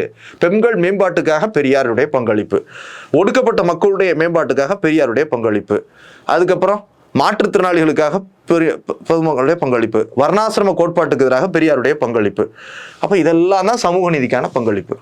அப்போ பெண்களுடைய பங்களிப்பு, சொத்துரிமை கேட்டாரு, கைம்பெண் மறுமணத்தை வலியுறுத்துறாரு. சரியா? இதெல்லாம் அதை சொல்லுங்க. ஒடுக்கப்பட்ட மக்களுக்காக பார்த்தீங்கன்னா பறையன் பட்டம் போகாமல் இது போகாது. அப்போ அவங்களுக்காக நிலங்களை ஒதுக்கீடு செய்யணும், இடஒதுக்கீடு கேட்கிறாரு. பிற்படுத்தப்பட்டோர் நலனுக்காக என்னென்ன செயல்பாடுகளை மேற்கொள்றாரு. அடுத்ததா மாற்றுத்திறனாளிகளுக்காக இந்த ரிசர்வேஷன் இதெல்லாம் முன்னெடுத்து வைக்கிறாரு. தமிழ் மொழி மேம்பாட்டுக்காக இதெல்லாம் பண்றாரு. அப்போ இதெல்லாம் பெரியார் சமூக நீதிக்காக பெரியார் கணிசமாக பங்காற்றிருக்கார் அப்படின்றத கண்டென்ட்டை எக்ஸ்பிளைன் பண்ணுங்க. அப்புறம் நேர்மறை வாதங்களை முன்வைங்க. ஸோ பெரியார் இட்ட அந்த சமூக நீதிக்கான அடித்தளம் தான் இன்னைக்கு விளைஞ்சிருக்கு. இந்தியாவில் ஓரளவு வளர்ந்த மாநிலமாக நம்ம வளர்ந்துருக்கோம். சரியா? வளர்ச்சி என்பது எல்லாத்தாக்கும் போய் சேர்ந்திருக்கு. நிலைத்த நீடித்த வளர்ச்சிக்கு இந்த சமூக நீதி தான் அடித்தளமாக அமைஞ்சிருக்கு அப்படின்றத சொல்லுங்க.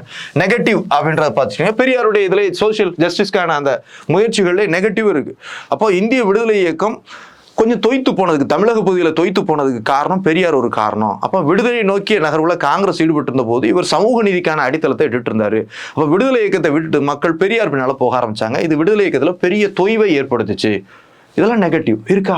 எல்லா ஆங்கிலையும் யோசிக்கணும். சொல்லிட்டு அதுக்கப்புறம் தீர்வு.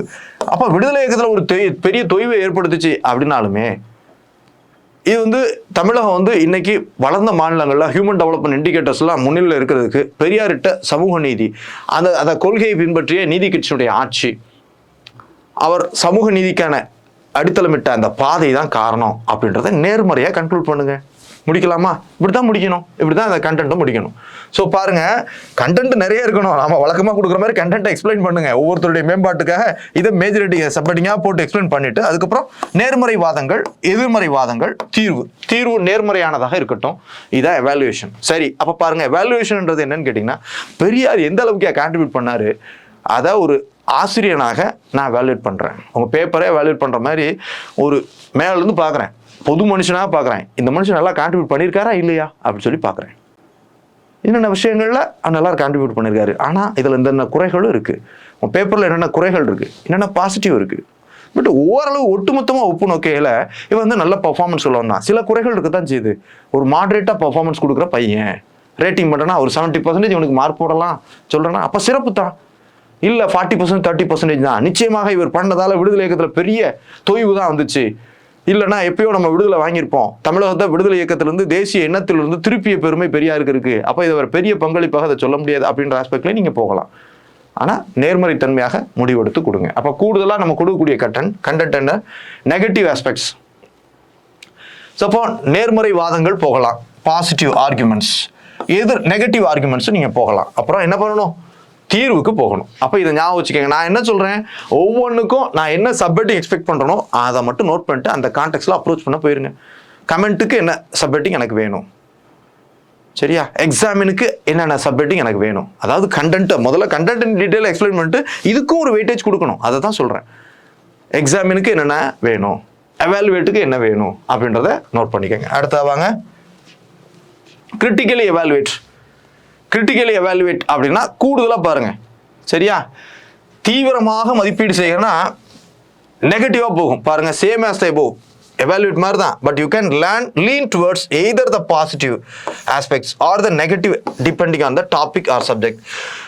பொதுவாக நம்ம பார்த்தோம், பெரியாரை பொறுத்த வரைக்கும் நேர்மறையாக முடிக்க சொன்னாலும் ரெண்டு தரப்புக்கும் இல்லாமல் நடுநிலையாக தான் முடிக்க சொல்கிறோம். ஆனால் இங்கே கிரிட்டிக்கலி எவாலுவேட், தீவிரமாக மதிப்பீடு செய்க அப்படின்னா ஏதோ ஒரு ஸ்டாண்ட் எடுத்துடணும். ஸ்டாண்ட் எடுத்துட்டு அதுக்கு ரெண்டு தரப்பையும் சொல்லிட்டு கன்க்ளூஷன் என்ன சொல்லணும், ஒரு ஸ்டாண்டுக்கு ஆதரவாக சொல்லணும்.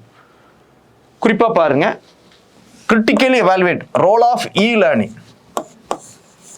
ஆன்லைன் கல்வி எல்லாம் கொடுக்குறோம் பாத்தீங்களா, bridging the rural urban educational gap. இத நம்ம அந்த பீரியட்ல கோவிட் பீரியட்ல உள்ள கேட்ட கேள்வி, குரூப் 1 கொஸ்டின் தாங்க பாருங்க. அதை மதிப்பீடு பண்ண சொல்றாங்க. இ லேர்னிங் எலக்ட்ரிக்கல் குட்ஸ் மூலமான லேர்னிங். இது என்ன பண்ணுது, நமக்கு ரூரல் அர்பன் கேப்பை குறைக்குது. ஸோ அப்போ பாருங்க, அப்போ சொல்லுங்க, கோவிட் உள்ளிட்ட பெருந்தொற்று காலங்களில் கல்வி என்பது பெரிய முக்கியமான விஷயம். ஆனால் மாணவர்களுக்கு கிடைக்காம இருந்துச்சு. நகர்ப்புற மாணவர்களுக்கு கல்வி கிடைக்குது அப்படின்னாலுமே வந்து பார்த்தீங்கன்னா கிராமப்புற மாணவர்களுக்கு கல்வி கிடைக்காம இருந்துச்சு. அப்போ அந்த இ லேர்னிங் இதில் பெரிய வரப்பிரசாதமாக இருந்துச்சு பாருங்க. அப்போ இ learning, what is E learning அப்படின்ட்டு சொல்றீங்க. இ லேர்னிங்னா என்ன அப்படின்றத சொல்றீங்க, பொருள் அப்படின்றத எக்ஸ்பிளைன் பண்றீங்க. சரியா? அப்புறம் என்ன சொல்றீங்க, இ லேர்னிங்கை பத்தி சொல்றீங்க. அதுக்கப்புறம் it bridging the rural urban gap, அதே ஹெட்டிங்கா எடுத்து போட சொன்னேன், bridging the rural urban gap. அப்போ நகர மற்றும் கிராமங்கள் இடையிலான கற்றல் இடைவெளியை இது குறைக்கிறது. கற்றல் இடைவெளி குறைப்பு. அப்போ கிராமங்களில் உள்ள மாணவர்கள் வந்து என்ன பண்றாங்க, ஆமா என்ன பண்றாங்க, ஆமா அவங்களுக்கு தொலைதூர கல்வி கிடைக்க முடியாமல் இருக்கிறதால வந்து இ லேர்னிங் பெரிய வரப்பிரசாதமாக இருந்துச்சு. அப்போ இது பெரிய கற்றல் விகிதத்தில் உள்ள வேறுபாட்டை குறைக்கக்கூடியதாக அமைஞ்சது அப்படின்றத சொல்லுங்க. அதுக்கப்புறம் பாசிட்டிவ் ஆர்குமெண்ட்ஸ், பாசிட்டிவ் நேர்மறை வாதங்கள். இதை பாருங்க, நேர்மறை வாதங்கள். அப்போ கோவிட் போன்ற இதுல வந்து பாத்தீங்கன்னா அரசு நடத்திய அந்த கல்வி தொலைக்காட்சி உள்ளிட்ட செயல்பாடுகள் வந்து முக்கிய பங்கு வகிச்சு இது நிறைய கற்றலை கொடுத்துச்சு. மாணவர்கள் வந்து அந்த என்ன பண்றாங்க, எண்ணும் எழுத்தும் போன்ற திட்டங்களை இதன் மூலமாக கத்துக்கிட்டாங்க, அடிப்படையை இது பண்ணிக்கிட்டாங்க அப்படின்றத சொல்லுங்க. அப்புறம் நெகட்டிவ் ஆர்குமெண்ட்ஸ், நெகட்டிவ் ஆர்குமெண்ட்ஸையும் கொடுங்க. கிரிட்டிக்கலி எவாலுவேட் அப்படின்னு சொன்னாதான் நெகட்டிவையும் கூடுதலாக வெயிட்டேஜ் கொடுக்குறது அவ்வளோதான் விஷயம். நெகட்டிவ் ஆர்குமெண்ட்ஸ், கிராமப்புற கற்றல் இடைவெளியை குறைச்சுன்றதை நம்ம ஒத்துக்க முடியாது. காரணம், கிராமப்புற மாணவர்கள்ட்ட நிறைய ஸ்மார்ட் ஃபோனோ ஏதோ இல்லை, லேப்டாப்போ ஸ்மார்ட் ஃபோனோ இல்லை. இன்னொன்று இன்டர்நெட் கிடைக்கிறதுலையும் பிரச்சனை இருக்கு. ஸோ கம்யூனிகேஷன் இஷ்யூஸ்லாம் இருக்குது. அதனால இது முறையாக போய் சேரலை. அப்போ இது கற்றல் இடைவெளியை குறைச்சிச்சு அப்படின்றது ஏற்றுக்க முடியாது, இதை சொல்ல முடியாது அப்படின்றத சொல்லுங்க. அப்புறம் கன்க்ளூஷன், தீர்வு. கன்க்ளூஷனை சொல்யூஷனாக சொல்லாம ஒரு நிறைவு பண்றீங்க. என்ன பண்றீங்க, நிறைவு என்ன பண்றீங்க, ஆமா நிறைவு என்ன பண்றீங்க, இவ்வாறு ஏதாவது ஒரு சைடு லீன் எடுக்கிறீங்க. Lean towards either side, positive சைட்லையும் போகலாம், நெகட்டிவ் சைட்லையும் போகலாம். கன்க்ளூஷன் நீங்க என்ன சொல்றீங்க, ஆமா கற்றல் இடைவெளியை குறைக்கிறது அப்படின்னாலும் ஓரளவு தான் குறைச்சது, உண்மையில கற்றல் இடைவெளி அது பெருமளவு குறைக்கல. பிரிட்ஜிங் த கேப் அப்படின்றத நம்ம சொல்ல முடியாது. காரணம், இது நகர்ப்புற மாணவர்களுக்கு மட்டும்தான் இது பண்ணுச்சு. கிராமப்புற மாணவர்கள் முறையாக அவங்கள்ட்ட கையடக்க கணினியோ ஸ்மார்ட் போனோ இல்லை, டெலிகம்யூனிகேஷனும் பெரிய பிரச்சனையாக இருந்துச்சு. அப்போ இது பெரிய இடைவெளியை குறைத்ததாக நம்ம சொல்ல முடியாது. இந்த கேப் நிச்சயமாக அதிகரிக்கவே செய்தது அப்படின்றத நீங்க சொல்லணும். புரியுதா? ஒவ்வொரு கொஸ்டினுக்கும் இதை நீங்க தனியாக ஹிண்ட் போட்டு மனப்பாடம் பண்ணிருங்க. இந்த எக்ஸாமின் வந்துச்சுன்னா என்னென்ன ஹெட்டிங்கை நான் ஆட் பண்ணணும் அப்படி மட்டும் பாருங்க. நீங்க அப்புறம் படிப்படியா புரிதல் இன்னும் கொஞ்சம் நல்ல டீட்டெயில்டா வரும். இந்த வீடியோ திரும்ப பாருங்க, அப்பதான் அந்த புரிதல் கிடைக்கும். ஸோ பாருங்க, அப்ப என்ன வேணும், இதுக்கு என்ன வேணும், இன்ட்ரோ வேணும் இந்த மாதிரி கொஸ்டின்ல. அதுக்கப்புறம் பாருங்க, கண்டென்ட்டை எக்ஸ்பிளைன் பண்றீங்க இன் வேரியஸ் கான்டெக்ஸ்ட். கண்டென்ட்டை தான் மேஜர் ஹெட்டிங் சப் ஹெட்டிங்காக போட்டு எக்ஸ்பிளைன் பண்றீங்க. கண்டென்ட் எக்ஸ்பிளைன் பண்ணிட்டு பாசிட்டிவ் ஆர்குமெண்ட்ஸ், நேர்மறை வாதங்கள் அப்படியே கொடுங்க, தமிழ்லேயே நேர்மறை வாதங்கள் கொடுங்க. அப்புறம் நெகட்டிவ் ஆர்குமெண்ட்ஸ், எதிர்மறை வாதங்கள் அப்படின்றத சொல்லுங்க. சரியா? எவாலுவேட் அப்படின்னு சொன்னா ஜென்ரலாக கன்க்ளூட் பண்ணணும், பொதுமுறையாக கன்க்ளூட் பண்ணணும். கன்க்ளூஷன் வந்து பொதுவான வாதமாக சொல்லணும். அதே இது வந்து பாத்தீங்கன்னா கன்க்ளூஷன் என்ன போகணும், நிறைவு அப்படின்றது எப்படி போகணும், நீங்க இந்த சைடு ஸ்டாண்ட் ஃபேவரா எடுக்கலாம் அல்லது இந்த சைடு ஃபேவரா எடுக்கலாம். நான் இந்த இதை பொறுத்த வரைக்கும் பிரிட்ஜிங் த கேப் என்ன பண்றேன், நெகட்டிவாக எடுக்கிறேன். நிச்சயமாக இல்லை, எதிர்மறை வாதங்கள் அப்படின்னு சொல்லிட்டு நிச்சயமாக நான் இதை ஒப்புக்கலை. இது வந்து பாத்தீங்கன்னா மதிப்பீடு செய்கைகள். அப்போ இ லேர்னிங், தொலைவழி கல்வியை, மின்வழி கல்வியை நம்ம மதிப்பீடு செய்யல, அது முற்றிலும் மாணவர்களை போய் சேரல என்பதுதான் என்னுடைய முடிவாக தெரிகிறது. அப்போ இதைதான் என்னுடைய ஸ்டாண்டாக நான் சொல்ல போறேன். அதான் நான் சொல்றேன், அது நிச்சயமாக இந்த கேப் அதிகரிச்சிருக்கு அப்படின்ட்டு நான் சொல்லுவேன். நான் என்னுடைய கருத்து சொல்றேன். நீங்க வந்து பிரிட்ஜிங் த கேப் அப்படின்றதுக்கு ஃபேவரா இருக்கு அப்படின்னு சொன்னீங்கன்னா ஓகே. நான் என்ன சொல்றேன், not bridge the gap between the rural urban education. So அந்த இதை அப்படின்றத நான் சொல்றேன். அப்போ ஏதாவது ஒரு சைடு ஸ்டாண்ட் எடுத்துறேன், ஒன்று இந்த பக்கம் எடுக்கிறேன் அல்லது இந்த பக்கம் எடுக்கிறேன், இந்த பக்கம் எடுத்துக்கலாம இந்த பக்கம் எடுத்து கன்க்ளூட் பண்ணி சொல்றேன். ரெண்டையும் சொல்லணும். சொல்லிட்டு ஒரு ஜட்மெண்ட் சொல்றேன் பாத்தீங்களா, பட்டிமன்றத்தில் ஜட்மெண்ட் சொல்றேன் பாத்தீங்களா, அதே மாதிரி தான். சரியா? பழைய பாடல்களே பெரிது அப்படின்னா பாசிட்டிவ் அப்படின்ட்டு ஒருத்தன் சொல்றான், புது பாடல் தான் பெருசு இல்லை அப்படின்னா நெகட்டிவ்னு சொல்றான். பழைய பாடல்கள்ல கருத்து இருக்கு அப்படின்ட்டு பாசிட்டிவ், பழைய பாடல்கள்ல கருத்து இல்லைன்னு சொல்லிட்டு நெகட்டிவா சொல்றாங்க. நான் என்ன சொல்றேன், பழைய பாடல்களில் கருத்து இருக்குன்னு சொல்லுவேன், அல்லது புது பாடல்களை கம்பேர் பண்றப்போ கருத்து இல்லை அப்படின்றத சொல்றோம் இல்லையா. இந்த மாதிரி தான் ஒரு பட்டிமன்றத்தில் டிபேட்ல போற மாதிரி தான் இதை ப்ரெசென்ட் பண்றீங்க எவாலுவேட் பண்றப்போ. ஸோ பாருங்க, இப்போ பேப்பரை ஞாபகம் வச்சுக்கோங்க, பேப்பர் எவாலுவேஷனை ஞாபகம் வச்சுக்கோங்க. அதுதான் சொல்றேன், உங்க பேப்பருடைய சிறப்புகள் அதான் சொல்றோம், ஸ்ட்ரென்த் அல்லது பாசிட்டிவ் அப்படின்னு சொல்லி சொல்றோம். நேர்மறை பலம் பலவீனம் அப்படின்றத தாண்டி நேர்மறைவாதம் எதிர்மறைவாதம் அப்படின்றத ஞாபகம் வச்சுக்கோங்க. இந்த சப்ஹெட்டிங்கை மெமரைஸ் பண்ணி வச்சுக்கோங்க. ஒவ்வொன்றுக்கும் என்ன போடணும் அப்படின்றத நான் சொல்றத ஞாபகம் வச்சுக்கிட்டு அதை கொடுக்க பாருங்க. அடுத்தா பாருங்க, அனலைஸ் ஆராய்க அப்படின்னு சொல்லி கேட்குறாங்க. அனலைஸ் ஆராய்க என்ன கேட்குறாங்க? Analyse the impacts of economic policies of British India. British இந்தியாவில் அறிமுகப்படுத்தப்பட்ட பொருளாதார கொள்கைகளின் தாக்கத்தை ஆராய்க அப்படின்னு சொல்லி கேட்குறாங்க. Break the main idea into constant parts, examine each parts. ஒவ்வொரு பேராலையுமே நீங்க அதை சொல்லணும், சரியா? ஒவ்வொரு பேராவையுமே அனலைஸ் ஆஸ்பெக்ட்ல நீங்க அப்ரோச் பண்ணணும். After introducing move into examine each cause down, break ideas by 1 to 1. Example நம்ம என்ன பண்ணோம், காசஸ் இம்ப்ளிகேஷன்ஸ் அப்படிலாம் பார்த்தோமா. எக்ஸாமில் என்ன பண்ணோம், அப்படியே வாங்க எக்ஸாமின் பண்ண சொல்றாங்க. அப்போ எக்ஸாமினை பார்த்துட்டு இங்கே வரணும். எக்ஸாமில் என்ன பண்ணோம், என்ன கேட்டோம் பாருங்க, என்ன கேட்டோம் எக்ஸாமில் என்ன ப்ரெசென்ட் பண்ணணும் அப்படின்னு சொல்லி பார்த்தோம். காசஸ் கொடுக்கணும், இம்ப்ளிகேஷன் கொடுக்கணும், சொல்யூஷன்ஸ் ஆர் அதான் சொல்லணும். இது பழைய விஷயம் தான். அப்போ காசஸ் இம்ப்ளிகேஷனை இங்கே கொடுக்கணும் அப்படின்றது தான் அர்த்தம் எதுல, அனலைஸ்ல. ஆனா அதுல கடைசியா ஒரு பேரால காசஸ் இம்ப்ளிகேஷன்ஸ் நம்ம கொடுத்து முடிப்போம். இங்க ஒவ்வொரு பேராலையுமே காசஸ் இம்ப்ளிகேஷன் கொடுக்கணும். பிரிட்டிஷாருடைய எக்கனாமிக் பாலிசி இப்போ பாருங்க, எக்கனாமிக் பாலிசி அப்போ ஃபர்ஸ்ட் பாருங்க, merchant period of merchant period of capital அப்படி சொல்றோம் பார்த்தீங்களா. ஒவ்வொரு பீரியட்லையும் பாருங்க 3 எக்கனாமிக் பாலிசி சொல்லுவோம். ஃபர்ஸ்ட் இன்ட்ரோடக்ஷன் கொடுக்குறீங்க, இன்ட்ரோடக்ஷன் கொடுக்குறீங்க. பிரிட்டிஷார் தங்களுடைய பொருளாதார கொள்கைகளை பயன்படுத்தி நம்ம சுரண்டாங்க அப்படின்னு சொல்லிட்டு பிரிட்டிஷார் பின்பற்றிய வேரியஸ் எக்கனாமிக் பாலிசிஸ் ஒன்று சொல்றீங்க. இப்போ 3 இதையும் ஃபர்ஸ்ட் ப்ளோ சார்ட் போட்டு கொடுக்குறீங்க. Period of merchant capital, period of finance capital அப்படின்னு சொல்லிட்டு 3ஐயும் சொல்றீங்க. சொல்லிட்டு ஒவ்வொன்றையா ஆரம்பிக்கிறீங்க.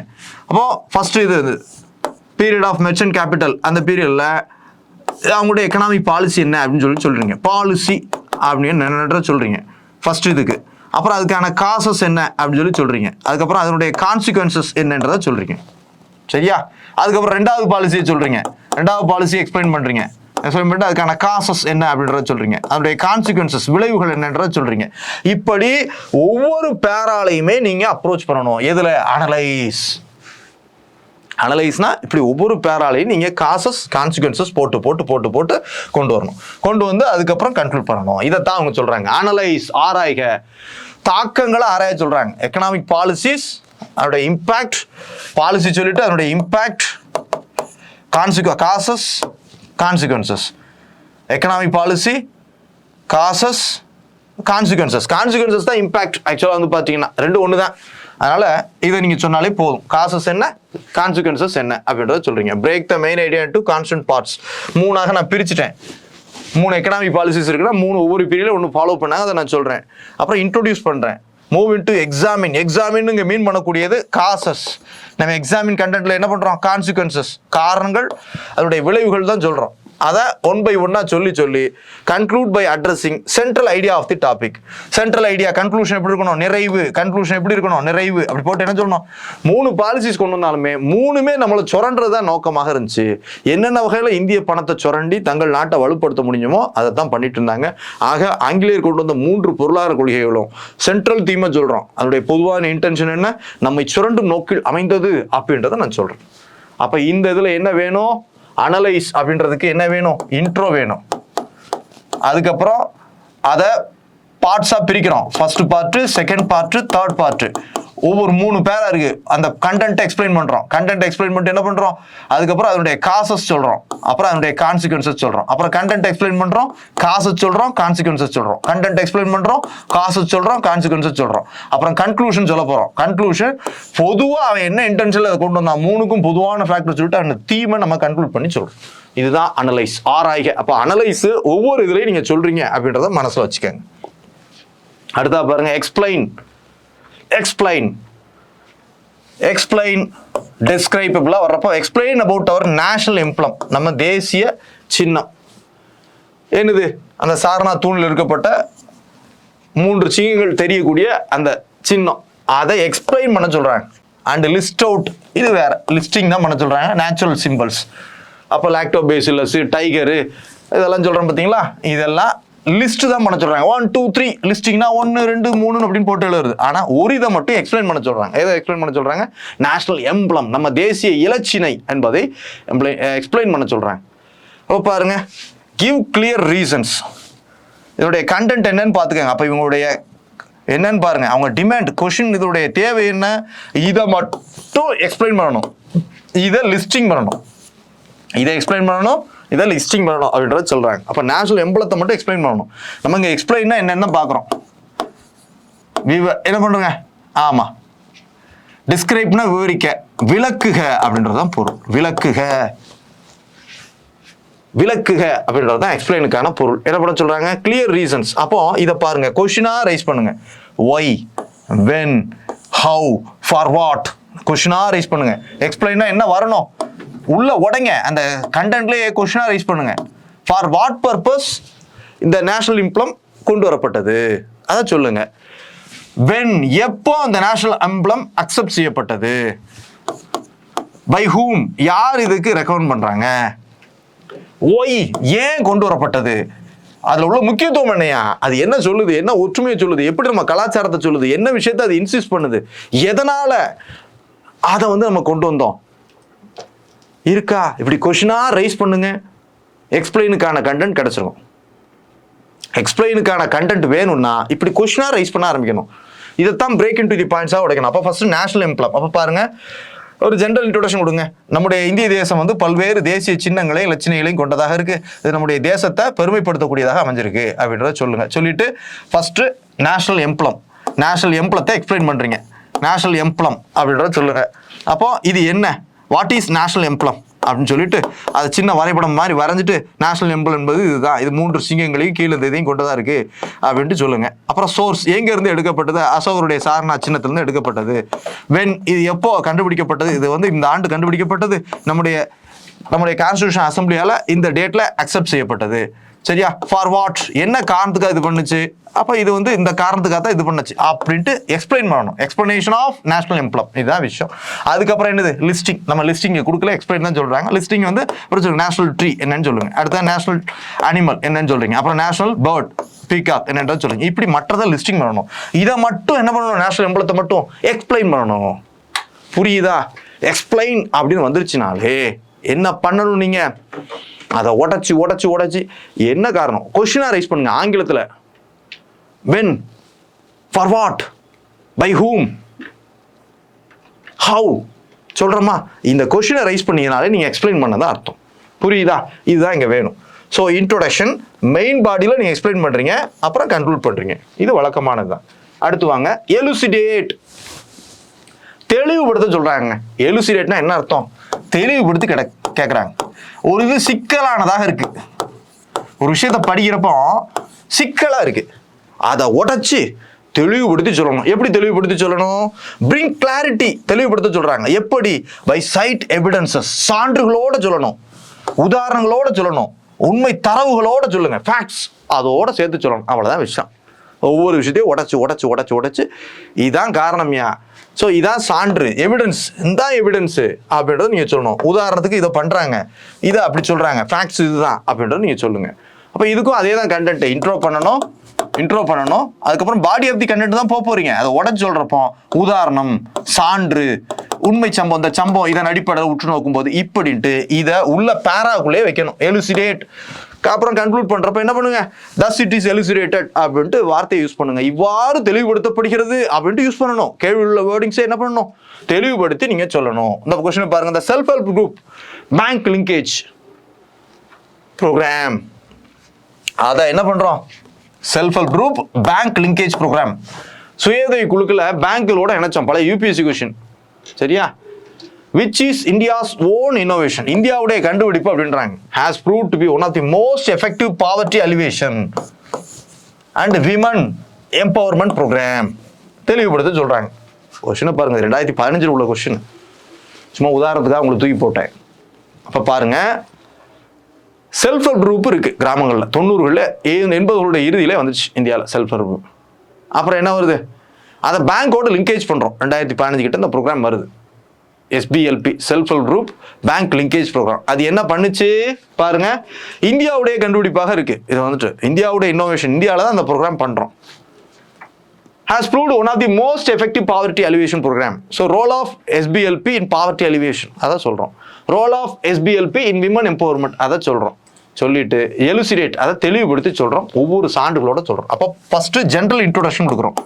இன்ட்ரோடக்ஷன் நான் கொடுக்குறேன், சரியா? அதுக்கப்புறம் என்ன சொல்றேன், உடச்சு கொடுக்குறேன். ஃபர்ஸ்ட் செல்ஃப் ஹெல்ப் குரூப்னா என்னன்னு கொடுக்குறேன், அதையும் சொல்லத்தான் செய்யணும். கொஸ்டினை உடச்சு சொல்லணும். What is self help group define பண்றேன். அதுக்கப்புறம் SBLP அந்த ப்ரோக்ராம் பத்தி சொல்றேன், self help group bank linkage programme அப்படின்றத சொல்றேன். சொல்லிட்டு எப்போ இன்ட்ரோடியூஸ் பண்ண, இந்தியாஸ் ஓன் இன்னோவேஷன், அதையும் ஹெட்டிங்காக போடுறேன். சும்மா பாருங்க எப்படிலாம் யூஸ் பண்றேன் பாருங்க, எனக்கு தெரியுதோ தெரியல அப்படின்னு அப்ளை பண்றேன். India's own innovation, self help group கான்செப்டே இந்தியாவில் தான் கண்டுபிடிக்கப்பட்டோம். இப்போ அந்த self help group engage programme இந்தியாவில் இன்ட்ரோடியூஸ் செய்யப்பட்டது, இந்த ஆண்டு இன்ட்ரோடியூஸ் பண்றது, இந்த அமைச்சகத்தால் செயல்படுத்தப்பட்டது, இந்தியாவுடைய முதன்மை கண்டுபிடிப்பு தான், வேறு எந்த நாடுகளும் இந்த அளவுக்கு சிறப்பு இல்லை அப்படின்றத நான் அதிலேயே சொல்றேன். அதுக்கப்புறம் என்ன பண்றேன் பாருங்க, அதுக்கப்புறம் என்ன பண்றேன், ஸோ SBLP, ஸோ என்ன சொல்றேன், proved one of the இதை கொஸ்டினை ப்ரூவ் பண்ண சொல்றேன், as proved to be the most effective in poverty alleviation. Role of SBLP in poverty alleviation, வறுமை ஒழிப்பில் இந்த திட்டத்தில் பங்களிப்பு. இதை தான் என்ன பண்ண போறேன், சான்றுகளோட சொல்றேன். ஆமா, வறுமை அளவு வந்து 2000களுடைய துவக்கத்தில் வளருச்சு, ஆனா 2015-16 இவ்வளவுதான் இருக்கு. காரணம் இந்த SBLP ப்ரோக்ராம் வந்து நிறைய லெவலில் கிராமங்கள்ல இத்தனை செல்ஃப் ஹெல்ப் குரூப்புகளுக்கு பலன் கொடுத்துருக்கு. அவங்க இதை பணத்தை ரொட்டேஷன் விடுறது மூலமாக அவங்க வறுமையிலிருந்து மீண்டு வந்திருக்காங்க அப்படின்றத இந்த NSSO சாம்பிள் சர்வே அறிக்கை சொல்லுது அப்படின்றத சொல்றேன். அப்ப SBLP இன் விமன் எம்பவர்மெண்ட், பெண்களுக்கு அதிகாரம் அளித்தல் அது பெரிய பங்கு வச்சிருக்கு. பெண்கள் வந்து என்ன பெரிய பெரிய தலைவிகளாக ஏதாவது உருவாக ஆரம்பிச்சிருக்காங்க, பஞ்சாயத்துகளில் பங்கு பெற்றிருக்காங்க, பண ரீதியாக உயர்ந்திருக்காங்க. அப்ப RBIயுடைய இந்த அறிக்கை இந்த SBLP திட்டத்தின் மூலமாக இத்தனை பெண்கள் பலன் பெற்றதாக சொல்ல வருது. அப்ப என்ன ஆகுது, பெண்கள் பொருளாதார ரீதியாக எம்பவர் ஆகுறாங்க சொல்றேன்னா. அப்ப இதை உதாரணங்களோட சொல்றேன், எவிடன்ஸ் சான்றுகளோட சொல்றேன், NSSO அறிக்கையோட சொல்றேன், RBIயுடைய அறிக்கையோட சொல்றேன், இந்தியன் பேங்கிங் அசோசியேஷன் அறிக்கையோட சொல்றேன். உதாரணமாக தமிழகத்தில் இருக்கக்கூடிய ரோஜாவனம் என்று சொல்லக்கூடிய சுயஉதவி குழு, பெண்கள் சுயஉதவி குழு வந்து அப்போ மாவட்ட ஆட்சியரகத்தை இதன் மூலமாக இருந்து அந்த சுயஉதவி குழுவை சேர்ந்த எல்லாருமே அந்த மாவட்ட ரீதியாக தன்னிறைவு பெற்றிருக்காங்க. உதாரணத்தை சொல்றேன், தரவுகளை சொல்றேன், ஃபேக்ட்ஸ் சொல்றேன், எல்லாம் இதை சேர்த்து சொல்றது தான் எலுசிடேட், தெளிவுபடுத்த சொல்றான். உள்ள புதஞ்சு கிடைக்கிய ஒரு கண்டென்ட், அதை எடுத்து உடைச்சி உதாரணத்தோட, எக்ஸாம்பிளோட, ஃபேக்ட்ஸோட, சான்றுகளோட நான் ஒவ்வொன்றையும் சொல்றேன். உதாரணம், சான்று அப்படியே போட்டு இதுலையும் கொடுக்குறேன். ஒவ்வொன்றையும் சொல்றேன். உதாரணம் போட்டு கொடுக்குறேன், எக்ஸாம்பிள் அப்படின்னு சொல்லி கொடுக்குறேன், தரவுகளை கொடுக்குறேன். ஸோ எவிடன்ஸ், ஆதாரம் அப்படின்றத சொல்றேன். ஆதாரம் தினமணி பத்திரிகை செய்தி, இதுல இப்படி சொல்லப்பட்டிருக்கியா, ஆதாரம் RBIயுடைய அறிக்கை, ஆதாரம் இந்திய எக்கனாமிக் சர்வே 2023-24 கொடுக்குறேன்னா. அப்ப எலுசிடேட் தெளிவுபடுத்துறோம், ஆதாரத்தோட சொல்றோம். சப்ஸ்டான்ஷியேட்டும் கிட்டத்தட்ட இதே மாதிரி தாங்க, ஆதாரத்தோட சொல்லணும். சப்ஸ்டான்ஷியேட்டும் இதே மாதிரி தான். எலுசிடேட் தெளிவுபடுத்துறோம், கண்டென்ட் எக்ஸ்பிளைன் பண்றோம் உதாரணத்தை வச்சு. ஆனா ஆதாரத்தோடு சொல்லுங்கன்னா அவனே ஓப்பனா கேட்பான். சப்ஸ்டான்ஷியேட் தரவுகளோடு அப்படின்னு கேட்டாலும் இதைத்தான் நீங்க சொல்லணும். சப்ஸ்டான்ஷியேட் அப்படின்னு கேட்பான், அப்படின்னாலும் இதைத்தான் சொல்லணும். சின்ன சின்ன வேறுபாடுகள் இருக்குங்க, அவ்வளவுதான். அப்ப ஞாபகம் வச்சுக்கோங்க, கான்செப்டை புரிஞ்சுக்கங்க. ஆதாரங்களோட சொல்லுங்க, உதாரணங்களோட சொல்லுங்க, ஃபேக்டோட சொல்லுங்க. கண்டென்ட்டுடைய பிரசன்டேஷன் இப்படி தான் இருக்கணும். ஆனா உள்ளே தான் இருக்கணும். இதுக்கு தனியா நீங்க சப்ஹெட்டிங்லாம் ஃபார்ம் பண்ணணும்னு இல்லை. ஆனா உள்ள இப்படி சின்ன சப்ஹெட்டிங், மினி சப்ஹெட்டிங் வேணா யூஸ் பண்ணுங்க. ஆதாரம், உதாரணம், தரவுகள் அப்படி சொல்லி ஏதாவது ஒரு சின்ன ஹெட்டிங்கை போட்டு, ஆனால் நான் என்ன பண்ணியிருக்கேன், எலுசிடேட் பண்ணியிருக்கேன்யா அப்படின்ட்டு நீங்கள் ப்ரூவ் பண்ணி காட்டணும். ஓகேயா, ரைட். அடுத்தது வாங்க, சப்ஸ்டான்ஷியேட். இதுவும் அதே தான் பாருங்க.